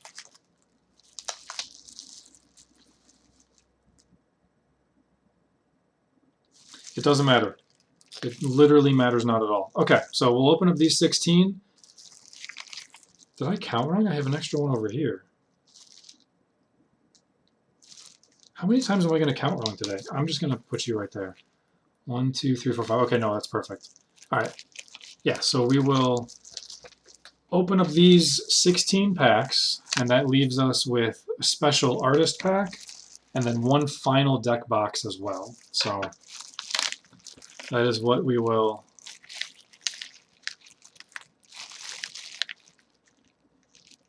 finish this out on. So hopefully we'll get through this relatively quickly, because we're not really going to be reading any. We're now at this point, we're just kind of looking if there's anything foil or anything serialized as our goal, and then moving on to the next one. So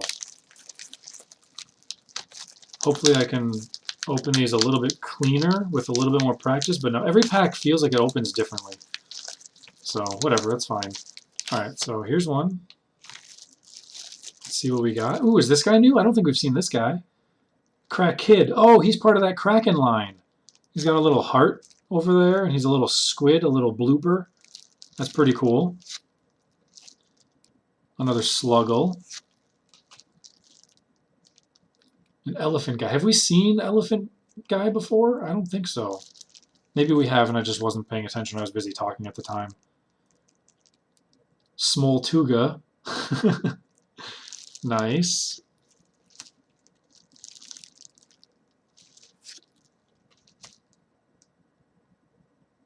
Another little cute water guy.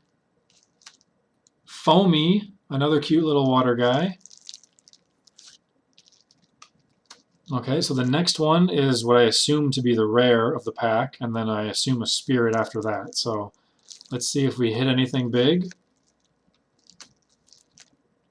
Well, we got one of the Earth Spirit Dragon guys, Lagadon again. What did he do? When a player casts Ambrosia or Golden Apple of Discord, you can target and destroy a card. And it says a player, so if you cast them or your opponent casts them, that's really, really good. Imagine anytime either player wants to draw cards or destroy cards, you destroy cards for free. That actually seems really good. And then another Fire Spirit. So no shinies, no cereals, but that's okay. I will put these over to the side somewhere. Maybe I should move, I need to move my binder. Give me some extra space over here is what I need to do. Put that down there. Okay.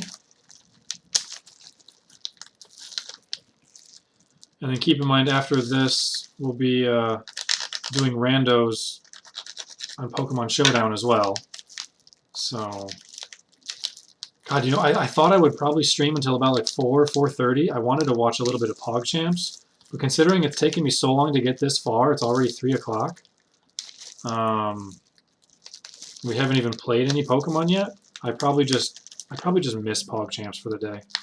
It's probably fine. I even got all hype and wore my high school chess shirt today for it too. This booster pack is giving me hell. Yeah, seriously, ADrive, you need to patent your plastic, because this stuff is industrial. I'm having a hell of a time opening these things up. Okay. Almost. There we go. Sheesh. This pack did not want to get opened. Okay. Another Tadpuff. Another Ampup. Sorry, reading upside down. Elechick. It's like an electric Blaziken. Or, well, you know, Prevo. Another Quackle. Jolton.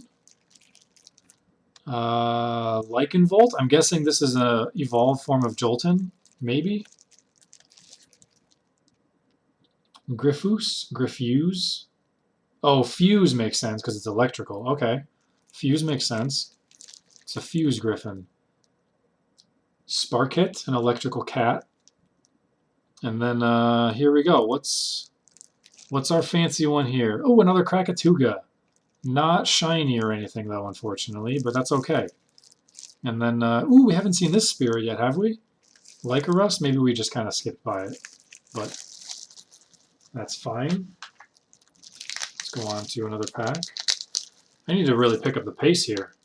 I know I always do things slow and I take my time, but I need to pick this up. I really didn't think I'd be here for 2 hours, but it's already an hour and a half and we have a ton of packs to go. I thought Lycanroc was the spirit. I didn't think he was an Elestral. I don't remember. Like I said, I haven't looked at anything basically since a year ago when the Kickstarter launched. And I basically ordered 2 of everything. And here we are now. So, yeah, I only knew something about the game a year ago. I was like, I'm going to get super involved in the Discord. I'm going to hit the ground running. And I was just so busy at work. I'm like, nah, I actually can't. So, you can't even see the shirt. Well, I did a few laps back and forth earlier. You know, in and out of the room, grabbing some stuff. All right, so another Crackle Kid. Sluggy Boy. Elephant Boy. Smoltuga. Helios's Chariot Ride. Helios's Chariot Ride can only be cast during the draw phase. Opponents cannot cast runes this turn. Okay, I don't remember what runes are, but you prevent your opponent from casting stuff. So that might be good. Like a preemptive counterspell. Scythe of Demeter? Why is this earth and not water or ice then? Especially with ice coming out in the next set. That's okay. Empowered Elestral gets +2 attack and +3 defense. And then other things. Okay. Demeter's a beast. Earthquake. Maybe I don't know enough about Demeter. I thought Demeter was ice related, but that's mostly just because of Hades. Harvest Goddess? Okay, so it's just because of Hades. I was thinking that she was icy only. Okay, never mind then. Winter, fair. Yeah, she's ice element in that game.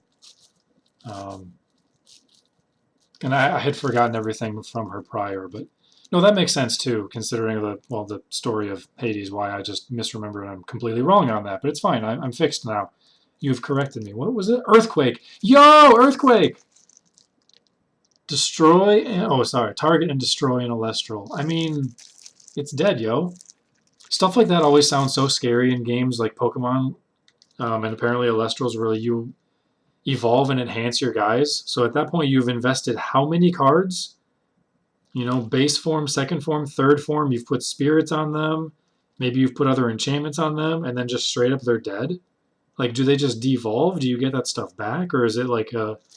Is this literally a 1 for 8 potential card? You know, crazy. So, oh, I see something shiny. I see something shiny. Here's another Blazerus. And the next one is a shiny card of some kind. There we go. Oh, it's the same one. I got 2 of this shiny thing. I mean, I'm not upset that I got a second one, but it'd be nice if I could get different Stellars or whatever it's called. Because there's plenty of cards in a set. And then another Leviathan. So, I mean, it's cool. What's he even do? When he's destroyed in battle or by an opponent's card effect, you can spend a Fire Spirit, and then during the end phase you can cast it again, because, you know, he's a Phoenix. So he does Phoenix things. Super cool. So let's keep on going. Crackheads. You're right. Yep. Elestrals totally promotes crackhead kids. No, it doesn't. No, it doesn't. Don't sue me. As I struggle to open your plastic.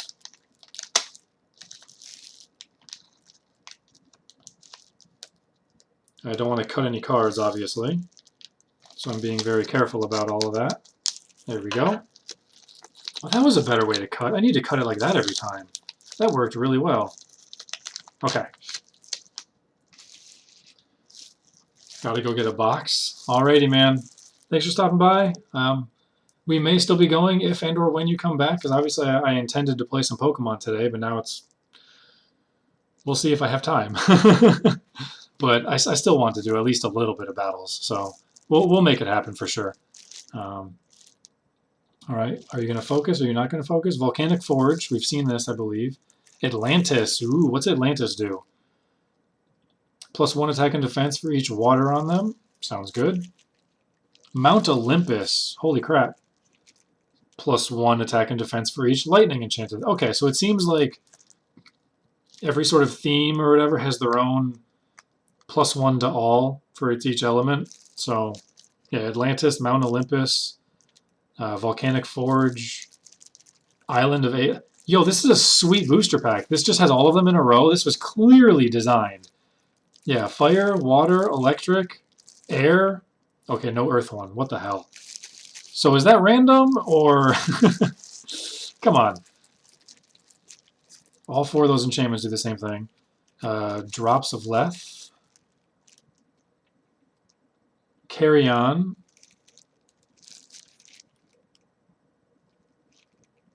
A pelican bird guy thing. Another Scythe of Demeter. And a Trifernal. There we go. He's one of the box art legendary guys. So that's cool. I'm pretty sure this counts as a rare. He's not shiny, but he's cool all the same. So we can add an extra Trifernal to our Trifernal deck now. Yo, what up, Cake Man? Thanks, dude. We are having some fun opening up some Elestral games, and then we're going to do some Pokemon battles. We're, I guess, mathematically about halfway through, but we have the shorter half left, for sure. Alright, as I work on cutting away from the cards, so I don't cut anything. There we go. Okay. You just realized you're dumb? What do you mean you just realized? Yeah, dude. Technically it was Sunday, to be fair. Sunday I turned 34. I was 18 when I started Pokemon battles on YouTube in 2007.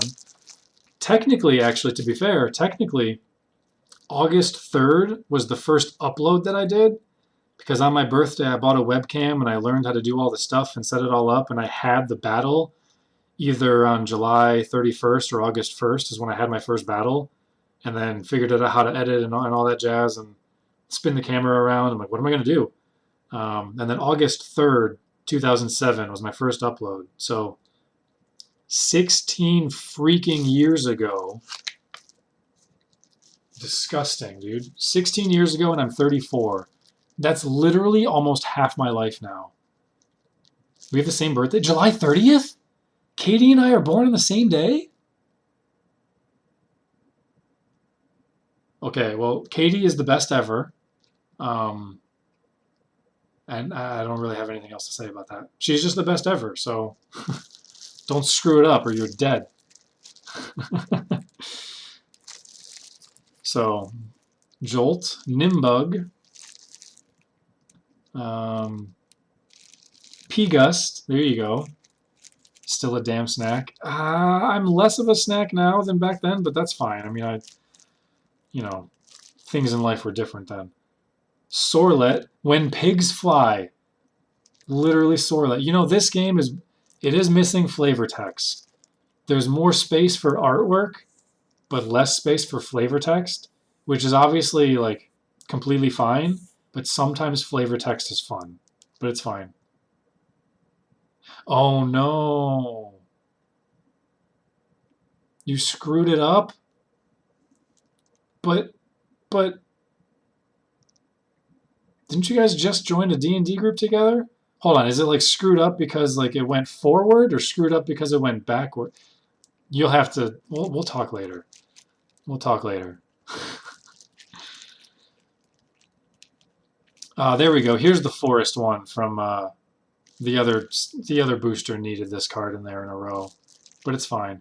Tornado. Okay, so hold on. We've had eruption, we've had earthquake, we've had tsunami. Now we've got tornado. There's got to be like a thunderstorm somewhere, right? Target an opponent's rune and return it to their hand. That doesn't sound nearly as strong as the other ones, unfortunately. I guess you don't want all of them to be like, hey, destroy a thing, because then they're all the same. But also giving every deck access to being able to destroy a thing is debatably both good and bad, I suppose. But it's fine.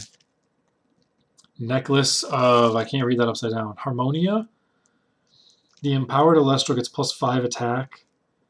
Blah, blah, blah, blah, blah, blah.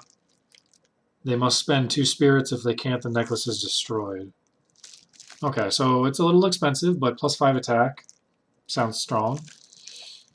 And again, these cards look gorgeous. Yeah, so it seems like the Elestrals have like one kind of style, the spirits have another style, and then these like equipment-based kind of things have another style. They just have fancier art on them. They look so good. Shield of Achilles can only be cast after an opponent's Elestral declares an attack. Negate the attack and return to their hand. Sounds good. And then this guy over here, I can't read that upside down. Equilnix? Is he our rare for this? Oh, he is our rare for this one. Okay. You can Nexus up to 2 spirits. When you do, you can target and destroy a rune. I don't know what those words mean anymore, but it's fine.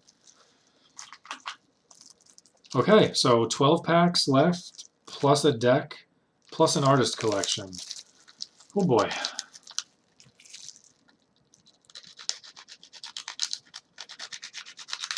Okay. Here we go. I think I finally found a rhythm to opening these up in a way where I could actually still put the cards back in and still in good shape. Yeah, for sure. Absolutely, there we go. Finally got a way of doing it now where they're still totally packageable just in case. Okay. More elephant guy. So now at this point I feel like we've probably seen all the commons and most of the uncommons. I'm starting to recognize these names almost all the time now. Sakurasaur is awesome. Barabog, he might be new. It looks like he's got 2 spirits, so he's probably a second stage form of something. And then, ooh, this looks new. This is our rare. Majursa, looks like a fiery bear kind of thing. Oh yeah, we saw that, like the baby Ursa bear. This is the bigger version of it. +2 attack for each other. It's a bear symbol, so I'm guessing Ursa's. Your Ursa Elestrals that cost a spirit cannot be attacked, blah, blah, blah, blah. I don't know. I don't know. But there we go. We got one. So, cool. Something new. I either want something new, something shiny, or something serialized, obviously.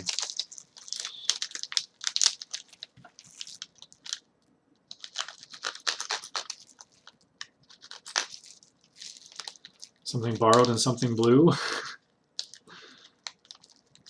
Patch, have you heard me describe or talk about the serialized cards in this yet, or no? Because I've said it a few times, but I don't know if you were here for any of those.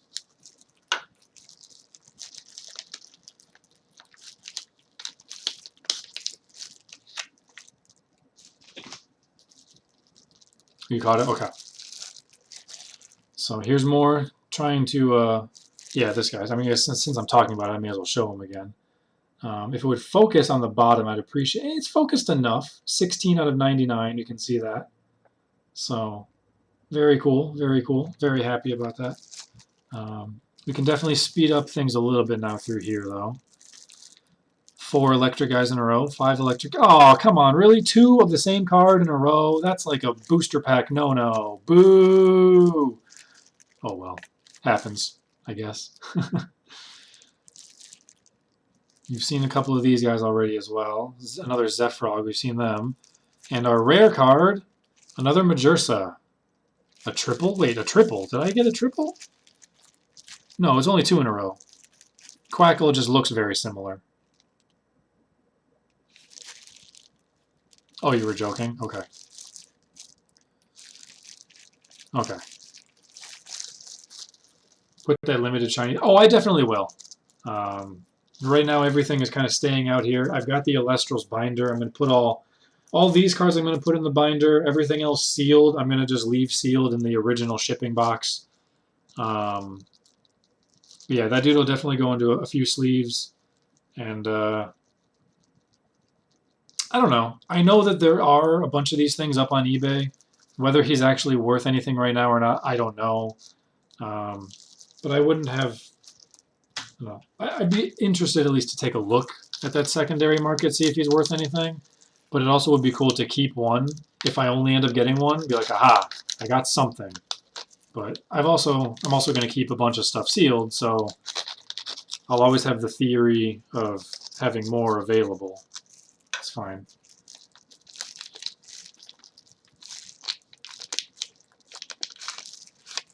Yeah, you can only reference, the same sort of thing so many times before it's all Disney shit. So is it like Disney princesses fighting like villains and crap like that? Is it like all the Marvel guys are now in there because they're Disney? Like, or are they making something that's unrelated but like using the worlds? I don't know. We can talk about that later. I'll take a look at it later. So, hey, more the flying pig. Foresty thing, volcanic forgy thing, Atlantis thing. What was this? Is this new? Kindleo. Oh, no, it's not new. We've seen Kindleo before. This thing might be new. A little fire snake. Cinder. Send the top 3 cards from their deck to the Underworld. I guess Underworld is graveyard. Okay. What, so can you mill people in this game? Okay, so here's that guy, and then the rare Exaltair. It doesn't, yeah, nothing shiny, but you can Nexus 2 wins. If you do, you must expend 2 spirits. I don't know what any of that stuff means, but it's fine. It's fine.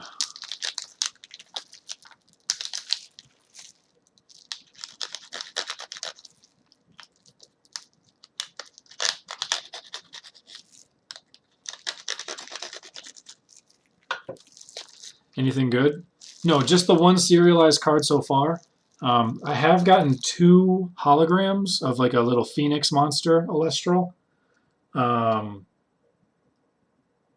only those 3 in terms of like clear rarity promo foily kind of special things so far. But I still have well this one, so 8. Yeah, so I still have 8 booster packs right here, an artist pack, which I don't think the artist pack is going to have any foils, and 1 more deck. So there's certainly plenty of opportunity to get another Serialized EI. So, and then yeah, you'll be able to check out all this stuff when you show up on Friday, dude. Stay for the weekend. Maybe we can play. Yo, we could actually play Elestrals.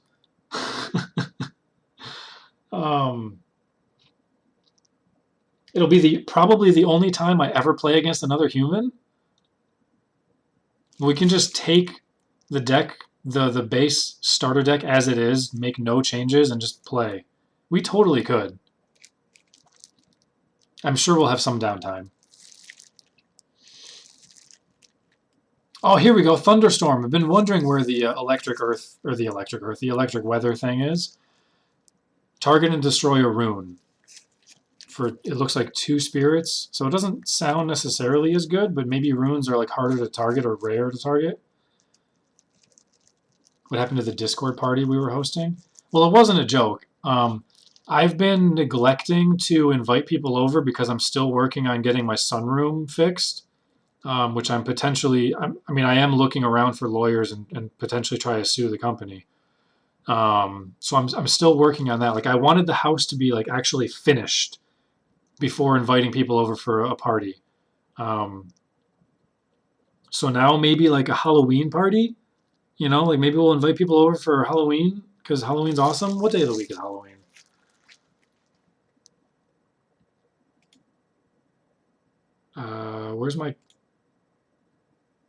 Why are my speakers muted? Oh, that's why I didn't hear the alert, because I have a speaker button on my keyboard and I must have pushed it with these cards.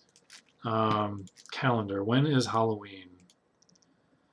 Halloween is a Tuesday, so it would have to be the weekend of the 28th, 29th, October 28th, 29th, if we have any sort of party. But I would totally be down for having a Discord party and inviting a bunch of you guys over. Abso-freaking-lutely. Andrew, I don't think we have Crocodile Dentist anymore. You were born on Tuesday? I was born on a Sunday, which is interesting because my birthday a few days ago was Sunday. Huh. Where were we? I must have been over here. Oh yeah, Thunderstorm. Cool. So now, yeah, this is the first time we've seen this. This also looks amazing, mind you. The art on these things were so cool. So, another Griffin. I see shininess. I see shininess. What is this rare? Are you serious? It's the same one. Hold on. Bro, this is my 3rd shiny Sphinx guy, or Phoenix guy. Come on. Are these things only shiny and not non-shiny?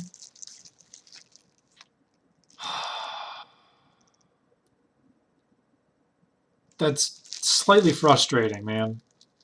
Unless it's only shiny and it's not made any other way, then fine, whatever.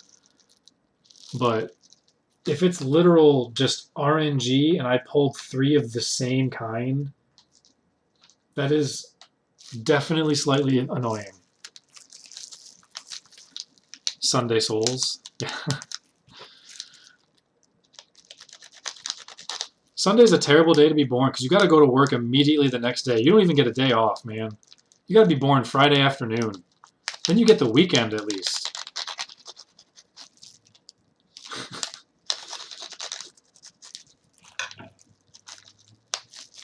All right. We're getting there. We're getting there.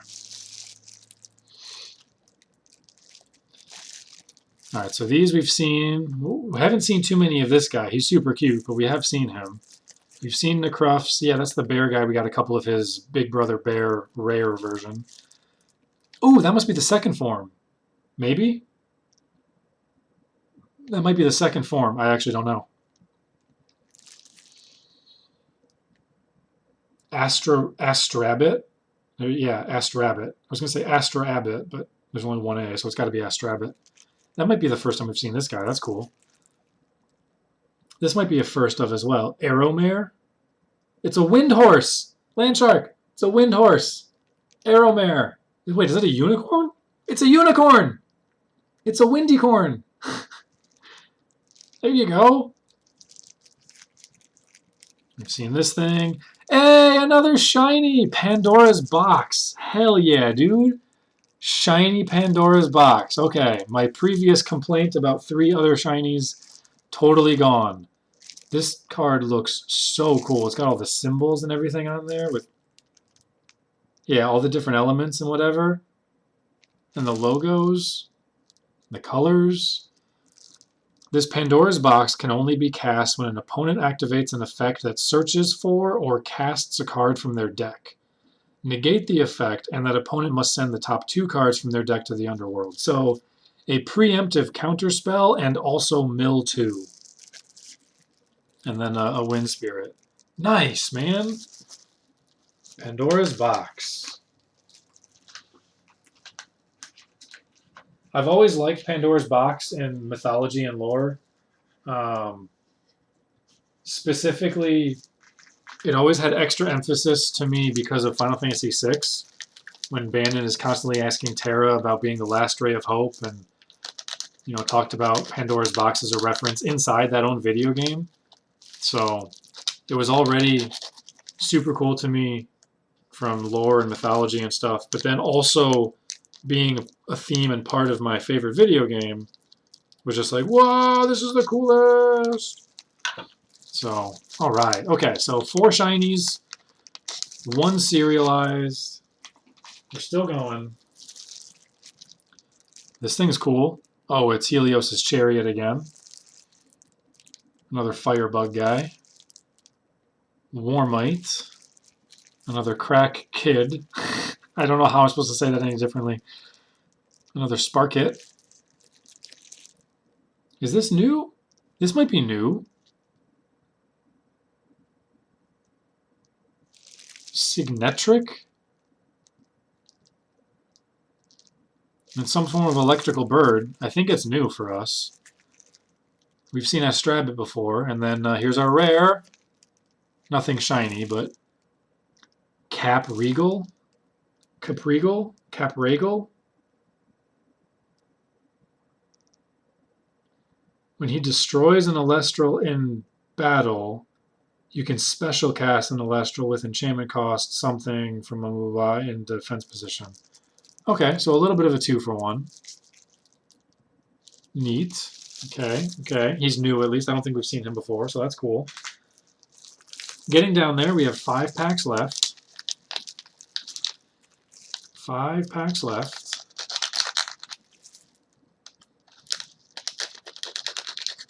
Dead game. I mean, hard to be a dead game when it's brand new, but sure.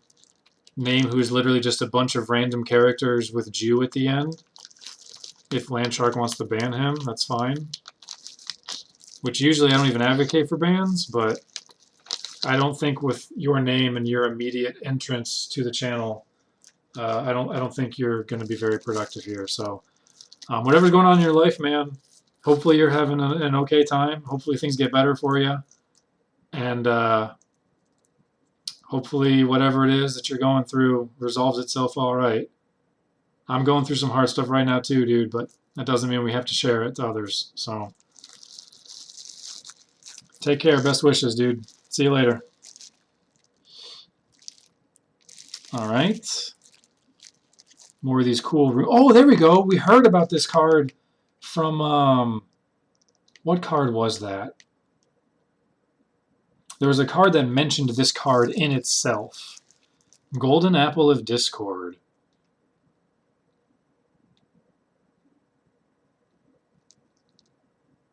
Huh. Alright, he's sending something again, but it's coming across as restricted. What's my favorite Elestrals card? I don't know, because I don't know all of them, but maybe the Nectar of the Gods, simply because it just looks so good. That artwork is amazing. It might also be this guy, simply because he's serialized.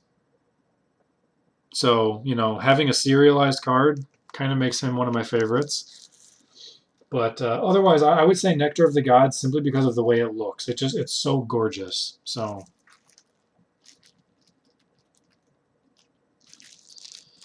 alrighty, where were we? Oh, Karen's Obol. Money, money, money! Until the end phase, when an Elestral is destroyed in battle, you can draw a card. Alright, that's cool. Helios' Chariot. We've seen that before. We've seen Sakura before. Seen that thing before. Seen that thing before. And, oops, there's our rare. But I don't think we've seen this yet. Magisa? Magesa? +1 attack for various things. Can't be targeted, blah, blah, blah. Looks like it's hyper defensive, 6 and 14. So, that's cool.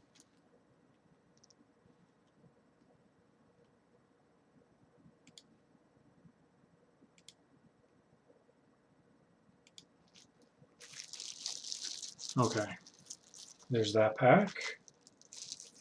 4 packs to go, 1 deck, 1 artist collection. And then everything else I will keep sealed. I will put everything in a binder after we're all done here.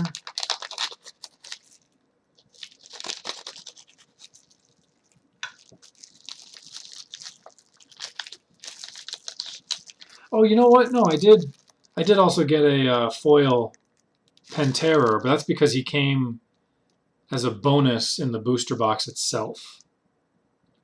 So that kind of makes me think, well, no, if I open the other booster box, I could get the card, but then the booster wouldn't be sealed.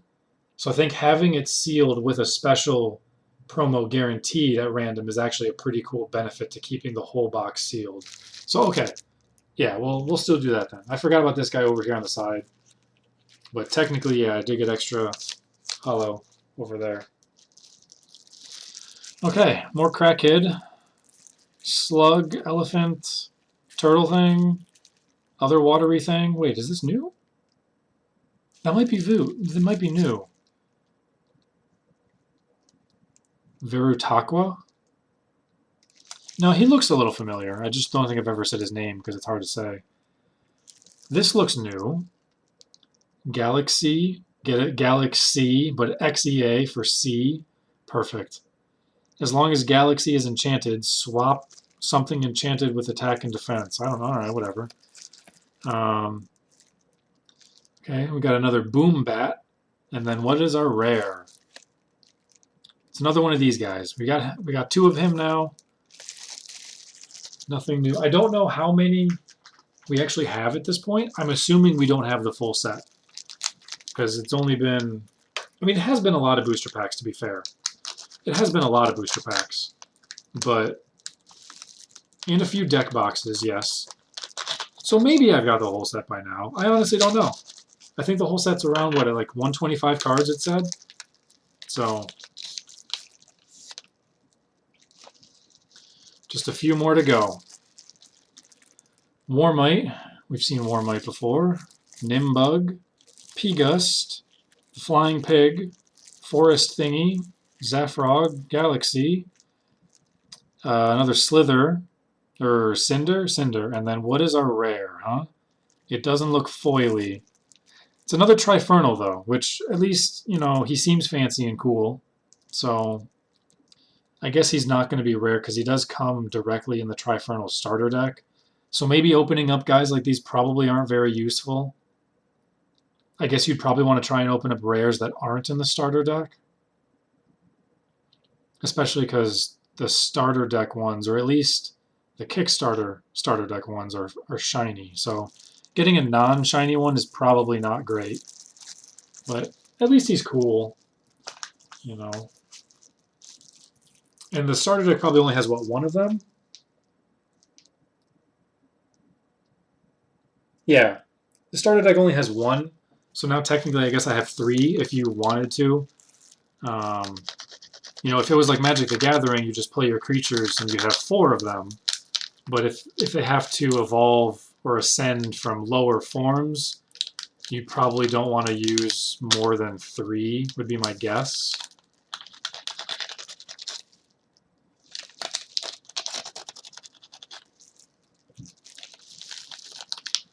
Okay.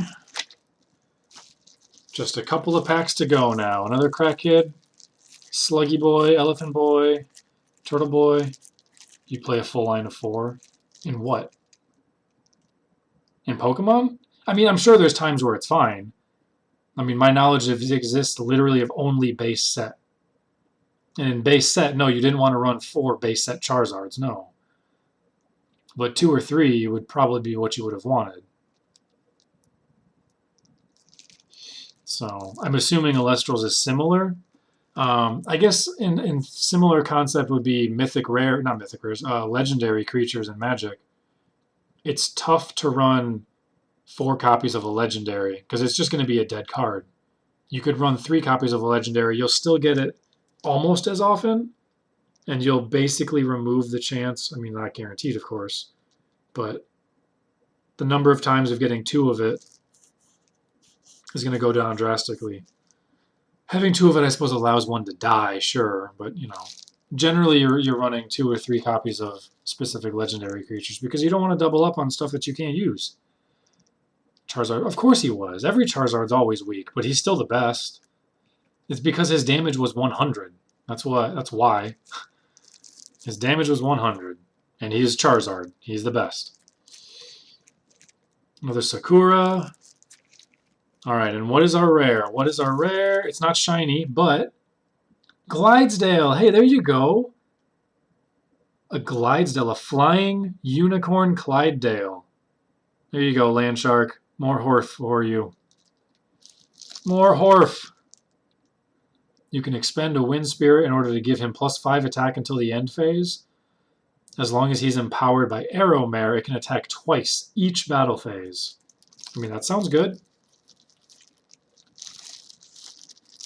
Except for Chansey and Charizard. I thought Blastoise had like 110 also.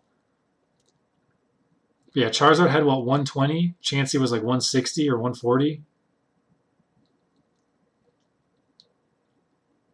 But yeah, I mean, that was the reason, is that Blastoise was 100. Okay. Yeah, I mean, it allowed him to kill everybody. So, and he's just cool. Big number, go exciting. All right, so the last pack. And then we've got a deck and the artist pack still. So it's not exactly half of the booster, but because there are 4 different artworks to the booster packs, if I were to open actual half, I would have an uneven number. And I know that's totally meaningless and stupid, but my OCD is anal about it. I'm like, nope. So I'm going to keep 5 of each pack for art reasons. Good luck getting energy on the Zard. I mean, when you're like 8 years old and people are just messing around in TCG, you know kids are going to pull it off, right? You know, yeah, he's not going to work in competitive, but little kids buying Pokemon cards are not competitive. There you go. You just need 2 double colorless. Piece of cake. Okay. Then you lose it all. But you get a kill, right? So, like, maybe? I don't know. Of course, he's not good. We know that. We can't justify it. Alright, I think we've seen all of these. Oh, yes, another foil. The last card from our booster packs. Spinosect.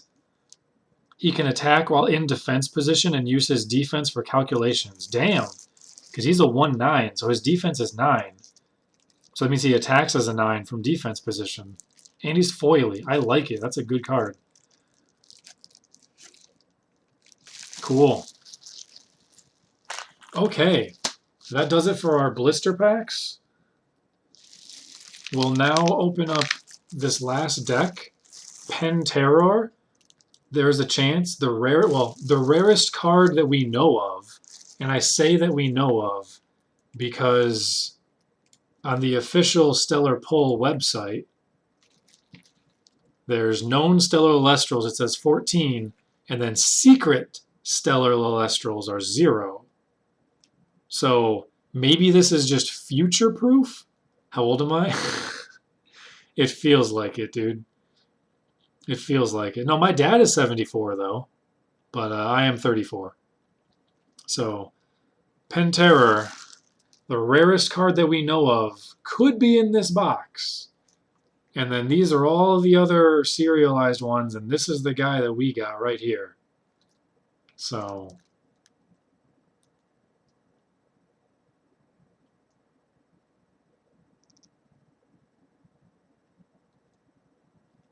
Oh, this thing. This Emphyrix. This is the 3 things that I got shiny versions of. I got 3 of him. They're not serialized, but I did get 3 shiny ones of this. So that's cool. This makes me think that maybe he's rare. I don't know, actually, a lot of these don't look rare. I mean, you were on a booster pack, so maybe you're rare. Quackle's not rare. Necruff definitely isn't rare. So I don't think rarity has anything to do with these, but getting 3 shiny ones of these actually seems pretty cool. Unless they're all shiny, and then who cares? What was the other one I got? Oh, Pandora's Box. Yeah, I'm surprised there's no serialized ones of like, not Cup of Greed, like Nectar of the Gods and Mount Olympus and stuff like that. I feel like there should have been serialized ones for all the extra runes and enchantments and stuff too, not just the Elestrals. I do feel like that should have been a thing, but that's okay.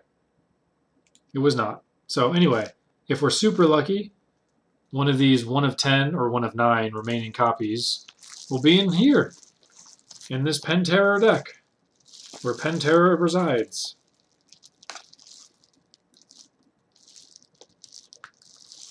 I know Magnitude showed me a post of some serialized guy. I don't know which one, but some serialized card already sold on eBay for over 400 bucks. So that guy must have been a combination of really popular and really good, and obviously serialized. So I forgot how good this plastic is, man. It's undefeatable. Swear to God. Oppenheimer himself could not destroy this plastic. I saw that movie yesterday. It's hard to rate. I actually used to do movie reviews a little bit. Oppenheimer's tough because it's such a serious topic. It's hard to be like, yeah, that was great. I had a ton of fun. The time when they set the bomb off, wow. Because, you know, it's a terrible moment in history, but it's also an extremely significant and important moment in history. And there's the endless, forever debate of was it a good thing or a bad thing. There's some estimations that it saved 1 million American lives and who knows how many other lives. Obviously, it killed hundreds of thousands of people and ruined areas of the landscape in multiple areas of the world. And, you know, just in general bad for the earth and all that jazz too. So it's tough, man. Was it a good film? It was definitely something I think is worth seeing. It's definitely significant. But anyway, so here's the deck box again. You know, for the last time, they've got the deck list on the back, which is really cool. You open it up, and you get another D20. Oh, hell yeah, another D20. Bro, that makes me want to open up my other ones and get D20s. This one, I don't quite like as much. There's still the multiple tone colors. This one looks like the Wind Spirit. I'm just not a fan of this weird bluish, light blue kind of...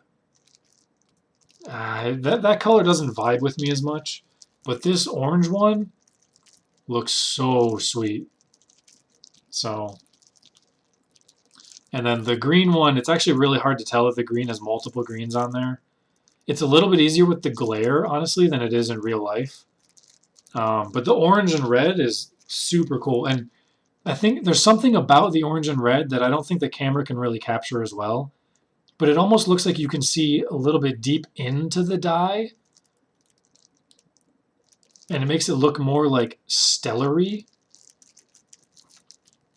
So, yeah, the multi-tone blue I'm not as much of a fan of. There's not really any level of seeing through the die. It just looks flat. Yeah, this stuff just looks flat. And so it's kind of bland. Whereas the orange one, it has depth. So anyway, so there's a rule book. There's a space saver. What is the angle that you want me to be at? There we go. Space saver, just empty box so that things don't shake around. And then the sealed cards. So let's take out the sealed cards. We'll leave the rest of it in there. And there's Penterror, a nice holographic shiny Penterror. He is not serialized, of course, but he is holographic, probably as a Kickstarter bonus. He's got the Founders logo on him as well, so very cool, very cool. And now to open these safely,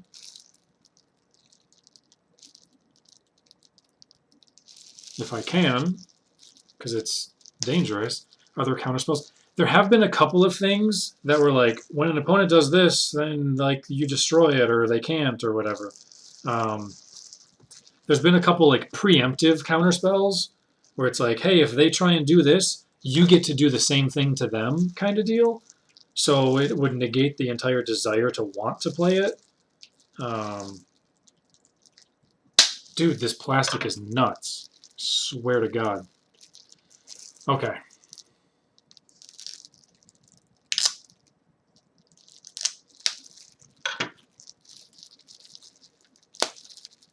Almost got it. Almost got the plastic. This is the worst part, I swear to God. Okay, there we finally. Finally. So, oop. Actually, okay, hold on a second. So here's the regular Penterror, except, I mean, shiny. But then here's the full art Penterror that we got as a promo for being in the booster box itself. So I imagine he's shiny because of the Kickstarter bonus, and then full art promo bonus in the booster box. I don't know if they're always like the rare ones or if it's just any random card, but I feel like we probably got a good one with that. So that's cool. Couple of Penterrors, and here we go. This might be our last chance to get a serialized card coming up right here. All right, doesn't look like we got it, but because the first one we got was right below the main card, so that's fine. But maybe there's something new in here that we haven't opened yet. It doesn't look like this wants to focus. Oh, here we go. This must be the... oh yeah, these are the baby forms of him. Hydrake, and then Twindra, and then I'm guessing he goes straight to Penterror. So it skips obviously 4 and 5, but that's cool. More of the horsey, Landshark's Air Horse, Air Unicorn. This looks really good too, actually. That looks beautiful. All of these cards do. P-Gust, Exaltair, the Flying Pig. Okay, more of these guys. Boom Bats, Elechick. So it seems like all of these, there we go, Nectar of the Gods. This card is just beautiful, man. It almost feels like it's holographic, even though it's not. Ambrosia looks very cool. I don't know why they chose Dragon Fruit, but Dragon Fruit's cool. Maybe there's a reason. What's Ambrosia made out of?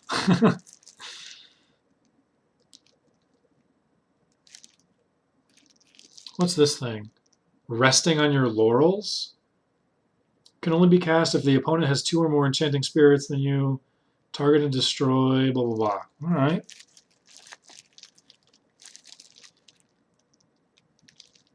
More spirity things that look pretty cool. Whoa, what's this? Aeolus?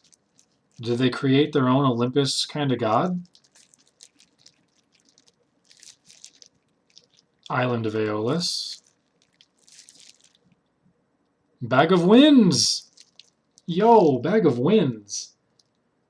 The empowered Elestral gets +2 defense and cannot be targeted by an opponent's rune. When Aeolus is enchanted and the empowered Elestral destroys an Elestral in battle, you can target and destroy a rune. I don't know, but... Tornado, okay, Tornado. Thunderstorm. Tsunami. Tsunami's so freaking cool, man. This looks like a very famous Japanese painting, actually. I don't know the name of it, but this reminds me very much of it, and I'm sure it took inspiration from it. I'm not saying that there's anything wrong with it. I'm just saying it's cool as hell. All right, and then the regular spirits. So only one serialized, but that's fine. There are people who bought like 50 boxes of cards, and I bought 2, and I opened half. So there are people with 100 starter decks, and I opened 3, and I got it in my very first one, and then another how to play rule card. So there we go. We are just about done. Put those back in the box.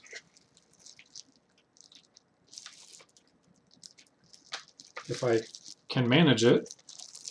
Okay, back in the box those go. And then this leaves us for last, the last thing that we have. You have to drink 2 cases of water in 2 weeks. What? Whatever. So the last thing we have is a special artist collection. 25 additional game cards, and I think they just have like essentially Slay the Spire beta art or like alternative art. The artists who made the cards, I think this was them like allowed to freestyle a little bit, but I'm pretty sure these cards are still legit. So very cool. I did get 2 of these. I'll keep one sealed just because, even though I'm pretty sure I read that all of these are exactly the same. I don't know if there's a possibility that some of them are shiny or serialized or not. Probably no serialized in here, but maybe shiny, maybe not. I don't know. But I'll still keep one of these sealed anyway. I have 2 of these. And then there's, let me see if I can actually just tilt up to it. And then there's still, there you go, Tiger, here on chest shirt. So there's still another booster box down there at the bottom. The 5 starter decks are stacked up right here. These 2 things are the extra Founders packs and Art packs. Yeah, so here's booster box, here's the Founder pack, here's the deck boxes. These are all different card sleeves, one deck of card sleeves for each element, and then like a generic one, and then 3 playmats as well. So, oh, sorry, and then 5 more blister packs right there. So, a lot of cool stuff. I will keep all of that sealed. Could you play limited with it? Like a draft? I mean, I imagine so, but games like this as opposed to MTG, it's probably tougher because you need to like enhance your guys. So you have to get some people of the same line, right? So I imagine it's possible. Everybody would just go for a different element. But it's either like more difficult to be possible or less complicated, because with Magic at least you still get like hate drafting and splashing in colors and stuff like that, whereas with this maybe there's not as much of it. I don't know, that's obviously a little bit of ignorance. Regardless, so we'll open up one of these artist collection packs. The Founders packs, we'll leave both of those sealed because that was the Kickstarter bonus, was a Founders pack. And I made 2 accounts so I could do 2 different Kickstarts, one to keep everything sealed and one to open. But I decided I'm just going to keep that extra second pack sealed anyway, so it's fine, because those will never be made more of. And granted, none of this stuff, like all of this stuff right here has the little logo on it for the Founder symbol, meaning it's the original Kickstarter print. So that stuff will never be made again anyway. But some of the cards themselves can still be shiny and foil and be reprinted later, just not with the Founder's logo. Can I Can you open, please? Can I get you? Why are you not? What are you stuck on? Oh my goodness. This dude's plastic is insane. I don't want to rip the card. Okay, what if I take them out from the bottom only? Because they're coming out on the bottom. There. And then I'll just take them out from the bottom again. Because on the top, they're getting stuck on like a little corner. Anyway, okay. So there we go. Oh, yo, these are sick, dude. So yeah, definitely alternative art, but every one of them is shiny also. And they have a different categorization down there instead of whatever the base set numbers were called. Now these are Artist Collection 1 to 25. So this is Artist Collection 1, Artist Collection 2, Cracking. Yeah, so all of these are foil and different arts. That one's kind of really hard to see anything.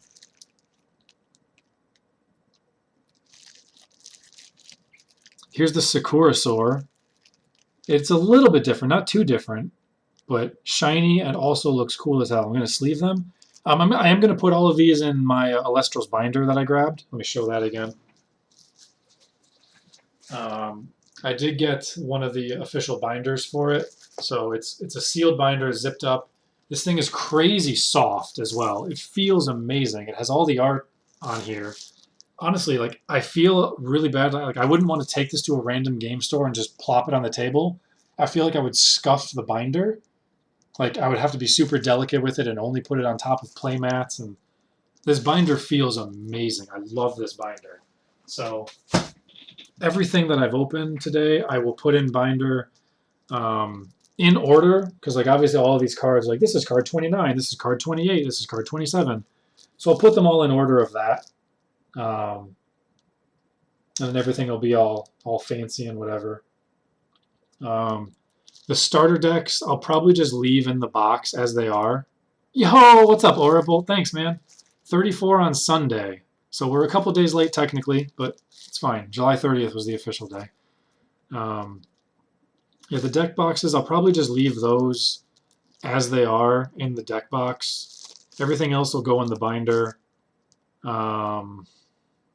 And then I'll seal it up, and the other boxes of stuff over there, I'll just leave all that stuff sealed, and I'll put it in the original shipping box, and yeah, that's how we'll leave it. So, and then if I ever see Elestrals stuff in a store, I'll be sure to buy something. So, yeah, so these things were super cool.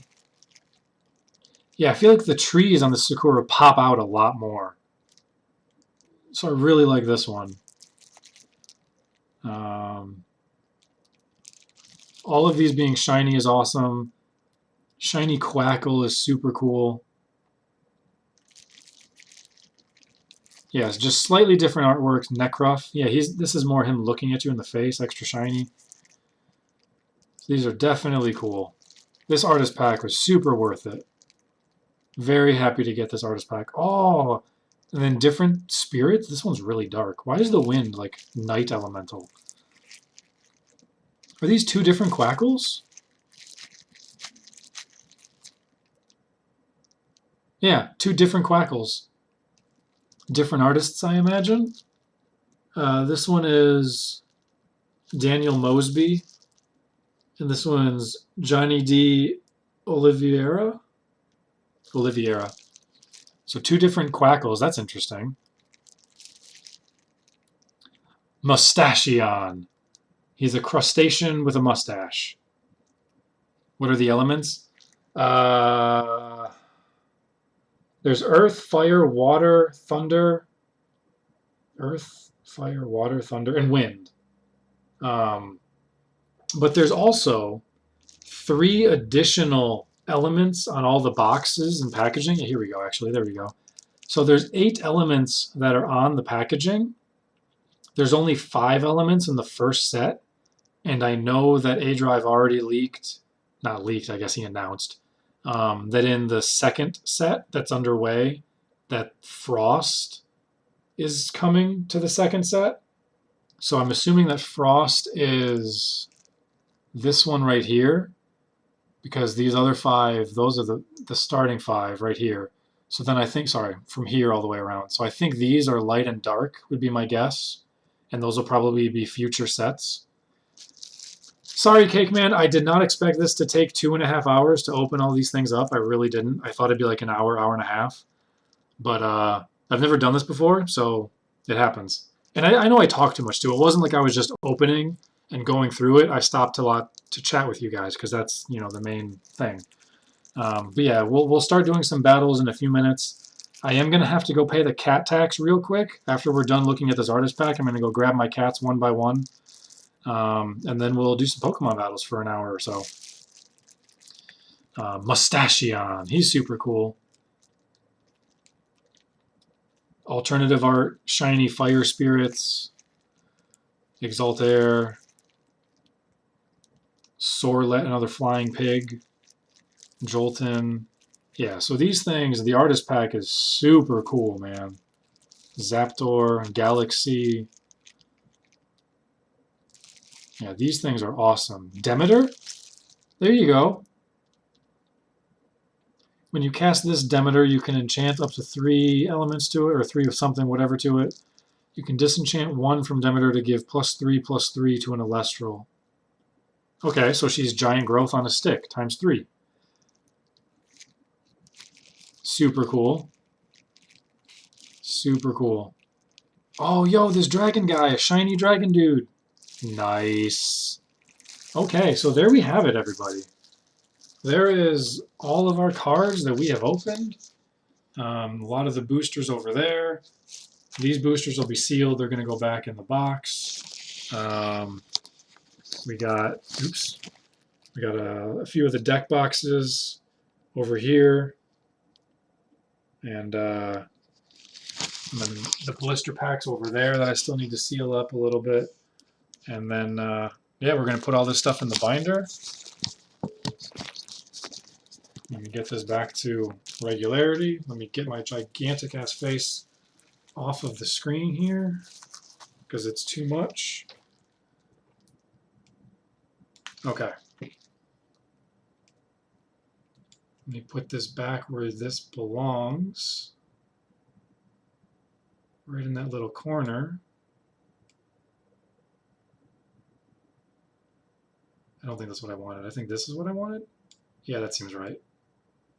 That seems right. There we go. Okay. So there's that. We have our serialized, I don't even know what he's called, Sproutier. When you normal cast Sproutier, you can search your deck for an artifact and put it into your hand. Wait, he's legitimately really good. He's just straight up ramp. 3/5, 1 spirit. When you cast him, you get to fish something out of your deck and put it in your hand. That's super good. So yeah, getting a serialized card of something that is absolutely going to be desirable to play is amazing. So he is unfortunately not mint condition. He's got a little bit of a bend in it. Yeah, he's not quite flat, but that always happens with foil cards. So what can you do? So there's the artist pack. Here's a rule book of how to play. All right. These dice, these D20s are amazing. These D20s I think I'll actually keep out of the deck boxes, or at least one of them, because I want them. These D20s are amazing. Yeah, only 1 Pantera has been found. Well, it's hard to say for sure, too, because, like, a lot of them, obviously, they're still being shipped, so a lot of people don't have their cards yet. A lot of people are leaving a ton of stuff to be sealed, which is fair. So there's going to be some that people have, they just don't know it. It's just sitting in their box behind them. For all we know, the other 9 of them are all right there. You know, so there's going to be some that are owned but sealed. There's going to be some that just haven't delivered yet. But most importantly, I think not everyone's going to be aware that there's this register website. I know that they've tweeted about it. I know they've put it in the Discord about it. But not everyone's going to know it. So there's going to be kids and people somewhere who open up serialized things, they might not even notice. You know, they might not notice that it's serialized or something like that, because if you're not aware, it's a very small number in the bottom, and you know, whatever. I guess sure you're getting shiny versions of cards that might not necessarily be holographic capable, but yeah, yeah, there were a lot of people who never expected the One Ring to even be opened, but it was found and opened really quick. And I'm so glad it wasn't, it was found by somebody who, like, I don't know, it wasn't just like some hoarder or someone who wanted to scalp it, or, you know, like some collector who's just going to get it graded and just leave it. I mean, I guess I don't know, what should you do with it? You probably should get it graded and hoard it and, you know, pawn it off eventually, I suppose. Like, what else is there? That's fair. But it didn't go to like a company or anything, or like some rich guy who already has like every card on the planet or whatever, you know, and just has like a business of sealed things and serialized, autographed, whatever. Like, you know, yeah. So, yeah, like, so not everybody knows of this thing. So, have there been more than one found? There's a very legitimate chance more than one of these has been found. Absolutely. So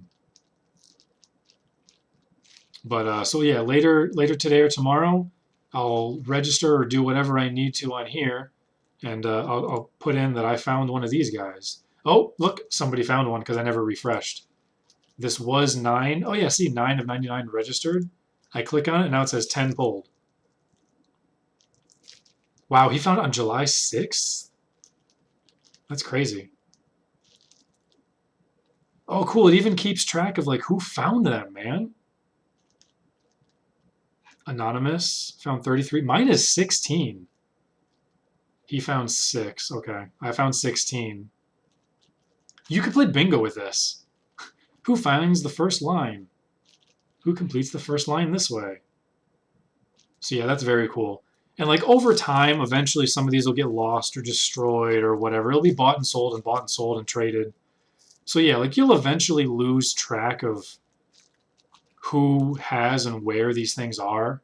And that's fine, but if there's stuff that have never been reported, then that means they're theoretically still available. So sealed packs will always have the possibility to still have them. So super, super cool. This is a fantastic feature.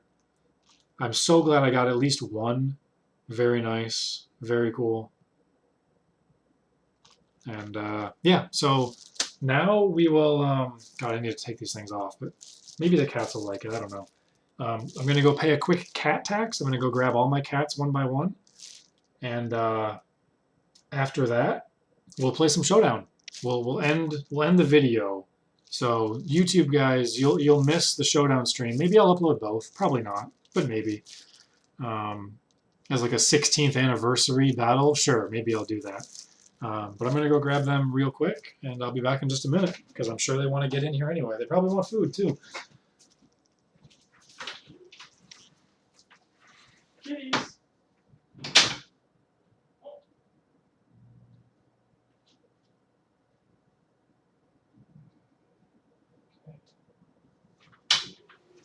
Okay. So the first guy that we found is Omelette. Here is Omelette. He is insanely fuzzy. He is insanely social. He is super, super friendly. He will literally purr at eye contact. If you look at him and he looks at you, he starts purring. Yeah, he has a totally majestic mane. He's super fluffy and poofy, just like a lion. And he's already purring. He's very talkative, just not right now. I'm surprised he's actually not meowing right now. He's disgustingly soft.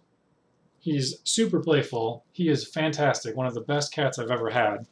The best part, aside from that he's just the most photogenic thing ever, his tail is like a fox. His tail is massive. It is ginormous. It is the size of a whole cat, I swear to God. He just loves being held and loves being touched and loves being around you. He will follow you all over the house. He always wants it to play, always wants attention. Yep, now he's purring and leaning his head up against me. Super fantastic cat. And his tail also, it can hyperextend. Like, you know, when cats are happy, their tail goes up. Omelet's tail is like extra something. His tail actually can go all the way back and touches the back of his head when he's in a good mood, which is basically all the time. So like, yeah, his tail will hyperextend all the way over this. There you go. There's a little bit of it. And I've never seen that before in a cat. So he is absolutely fantastic.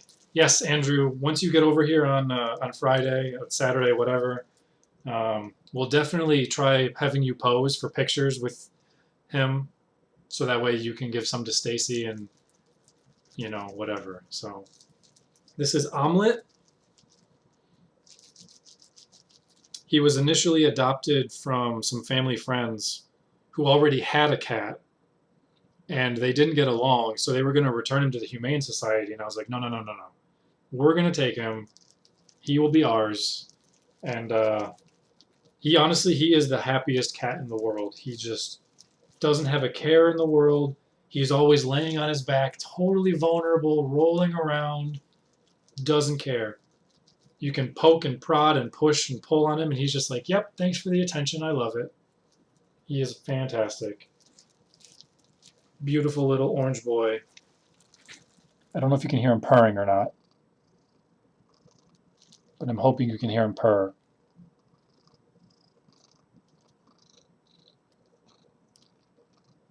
He likes jumping on my head and licking my hair, too. She put the photos up at work to convince people. I didn't even give you guys photos yet, because it's too hard to pick photos of this guy. It's honestly too hard. There's 400 photos that all could win awards. He's unbelievably photogenic as a cat. This webcam is not doing him justice, but he is wonderful. I can't believe you haven't meowed yet, man. You poor thing. Rests in between sets. All right, well, I'm going to go get another one. We'll see which one we get next. But alrighty, let's go, Omelet. Goodbye, buddy. With your ridiculous tail, fox tail.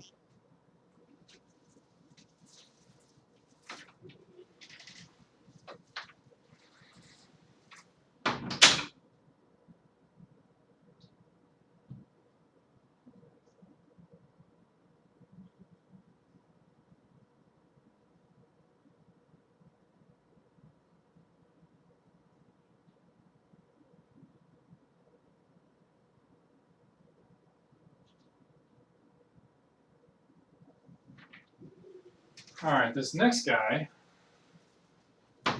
is French Toast. Now, if you've been here for this entire stream so far, then you would have known, hi buddy, he was trying to break down the door earlier and made a bunch of noise and was very distracting. He is an almost entirely black cat. He purrs very fast, so he's already purring, but he doesn't purr very loud, so you guys won't be able to hear it. But he's incredibly friendly. He always wants to play. He's heavy as hell. The dude is 16 pounds. He's not even fat. He just weighs a lot. He's a beast. He's missing a little bit of hair as like above his head for eyebrows. It's hard to see on the webcam, but there you go. Yeah, there's a bald. He's got a couple of bald spots, which is funny because his brother has the same bald spots. Yeah, all muscle. For whatever reason, he also doesn't grow hair around his nipples. I mean, he's a guy, so whatever, but it's funny because he has like 4 little white dots on his body where his fur just doesn't grow, but it's fine. He is a gorgeous little short hair, super playful cat. He's also extremely smart. He knows how doors work, so he's always jumping on doorknobs. He's always like the first cat to like figure things out, and you know, he'll find ways of like getting into stuff and doing things that he shouldn't be allowed or able to do. And he's very smart. He's extremely athletic. Of all the cats, he's by far our most athletic cat. He can jump the highest and all that jazz. He's the most adventurous, the most willing to go into like new places and figure things out.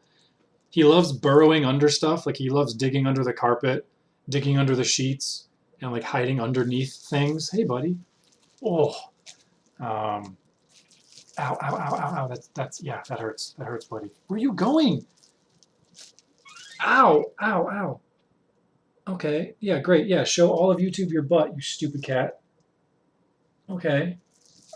Nope, I don't want you jumping on any of these cards. I don't want you on these cards, big boy. Okay. So, what else was I going to say about him? I mean, that's pretty much it. He's super smart, super athletic, super heavy, super friendly and playful. He loves when you're on your phone, just like sitting down on the sofa or whatever. He'll jump up on the sofa, he'll bonk the phone out of your hand, and then he walks away because he wants attention so much. He wakes me up every morning at 5 o'clock in the morning to feed him, and I hate him for it, but I love him too. So he wants the serialized card. I bet he does. So yeah, this guy, God, I'm already tired of holding you. I worked out today, man, and now you're making me lift you up? Oh, he loves rubbing his head against things too.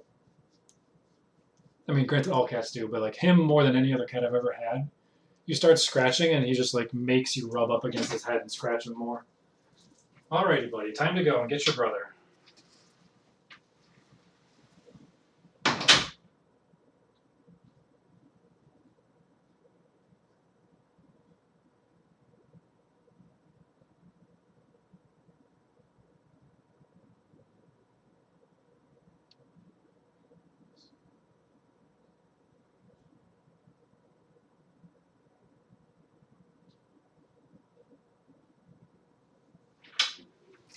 Okay. And here's the last of them for you, but he's actually the first of the cats. When we saw him at the Humane Society is when we decided we were going to get these boys. Because he's medium hair, so he's super poofy. It's hard to tell on camera because he just kind of blends in all as the one color. But his tail is the poofiness like Omelet's is as well. So he's a medium hair cat. He has the same hair loss pattern as his brother, French Toast. And yes, they are litter brothers, born from the same cat parents. In Oklahoma, they told us that they were born in Oklahoma, and then they flew over on a plane to Ann Arbor, where we found and rescued him. He's unbelievably soft. He is the softest cat I've ever had. He's extremely inquisitive, and he's by far the best hunter of the three. So when we're playing with like feather toys or whatever, when he jumps to grab the toy, he doesn't miss. He doesn't miss, and he never lets it go. He'll grab it in his mouth, and you can't get it back. Or when he pins it down with his paws, you can't get it back. And he doesn't miss. He doesn't care. He doesn't work as hard. He definitely naps the most. He doesn't work as hard, but he doesn't need to because he's successful. So he's the leader of the pack. When he wants to sleep somewhere, and one of his brothers is in the spot, he kicks him out and takes the spot, and they kind of obey him. He used to be the one who would meow for food in the morning, but not anymore. He makes his brother do it now. He almost never purrs. It is extremely rare to get this guy to purr, so it's very special when he does, when you can. Oh, buddy. But he is just unbelievably soft and cute and friendly, and I love him so goddamn much. He's just super fluffy, big boy. I think he weighs like 14, 15 pounds too. They're big boys, but they're not fat. Like they have that little visible belly, but that's normal. It's protection. So yeah, he's super poofy. I'm trying to get you guys able to see the poof. But he's incredibly playful and soft and lovey. Hi, buddy.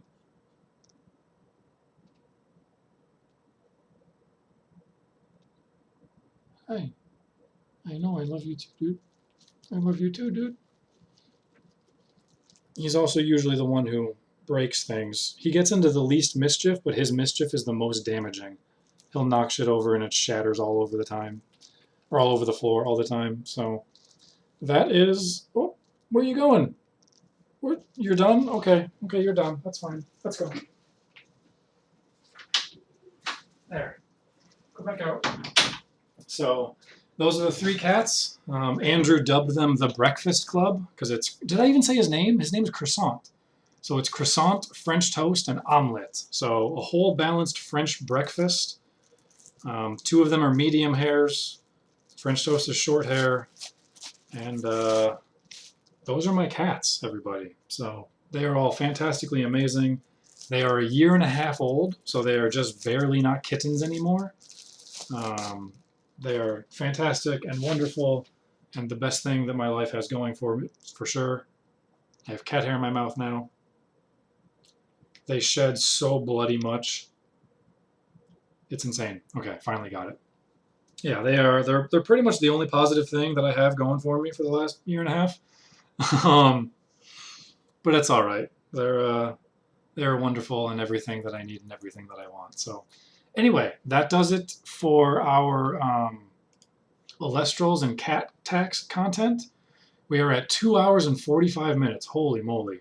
I totally intended to stop streaming around 4 o'clock so I could watch PogChamps, but that's just not happening now. So for those who stuck around or watched the video or whatever, obviously thank you guys so much for being my friend for the last 16 years now that it has been, from 2007, August 3rd. Hopefully Elestrals was at least slightly interesting to you. So you guys can certainly check it out at some point. Whether you buy or play or anything or not is obviously up to you. But I wanted to support ADrive and Magnitude and all the other guys who have worked on this and get in at the ground floor on such a cool project. The art is amazing, and they obviously did an amazing job with the game. So like I said, there's a website for it. There's a Discord for it. They're on Twitter as well. And probably everything else, TikTok, Instagram, whatever, all those other Snapbook things, to reference Belichick a little bit, because I have to keep streaming. Oh, yeah. We still will.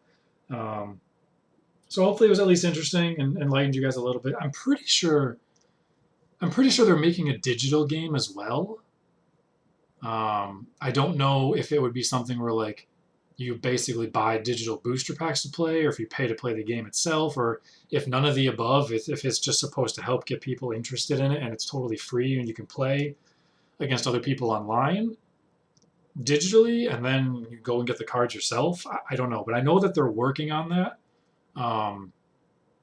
So that'll be obviously a big boon to the game as well once it becomes more accessible and more available for sure.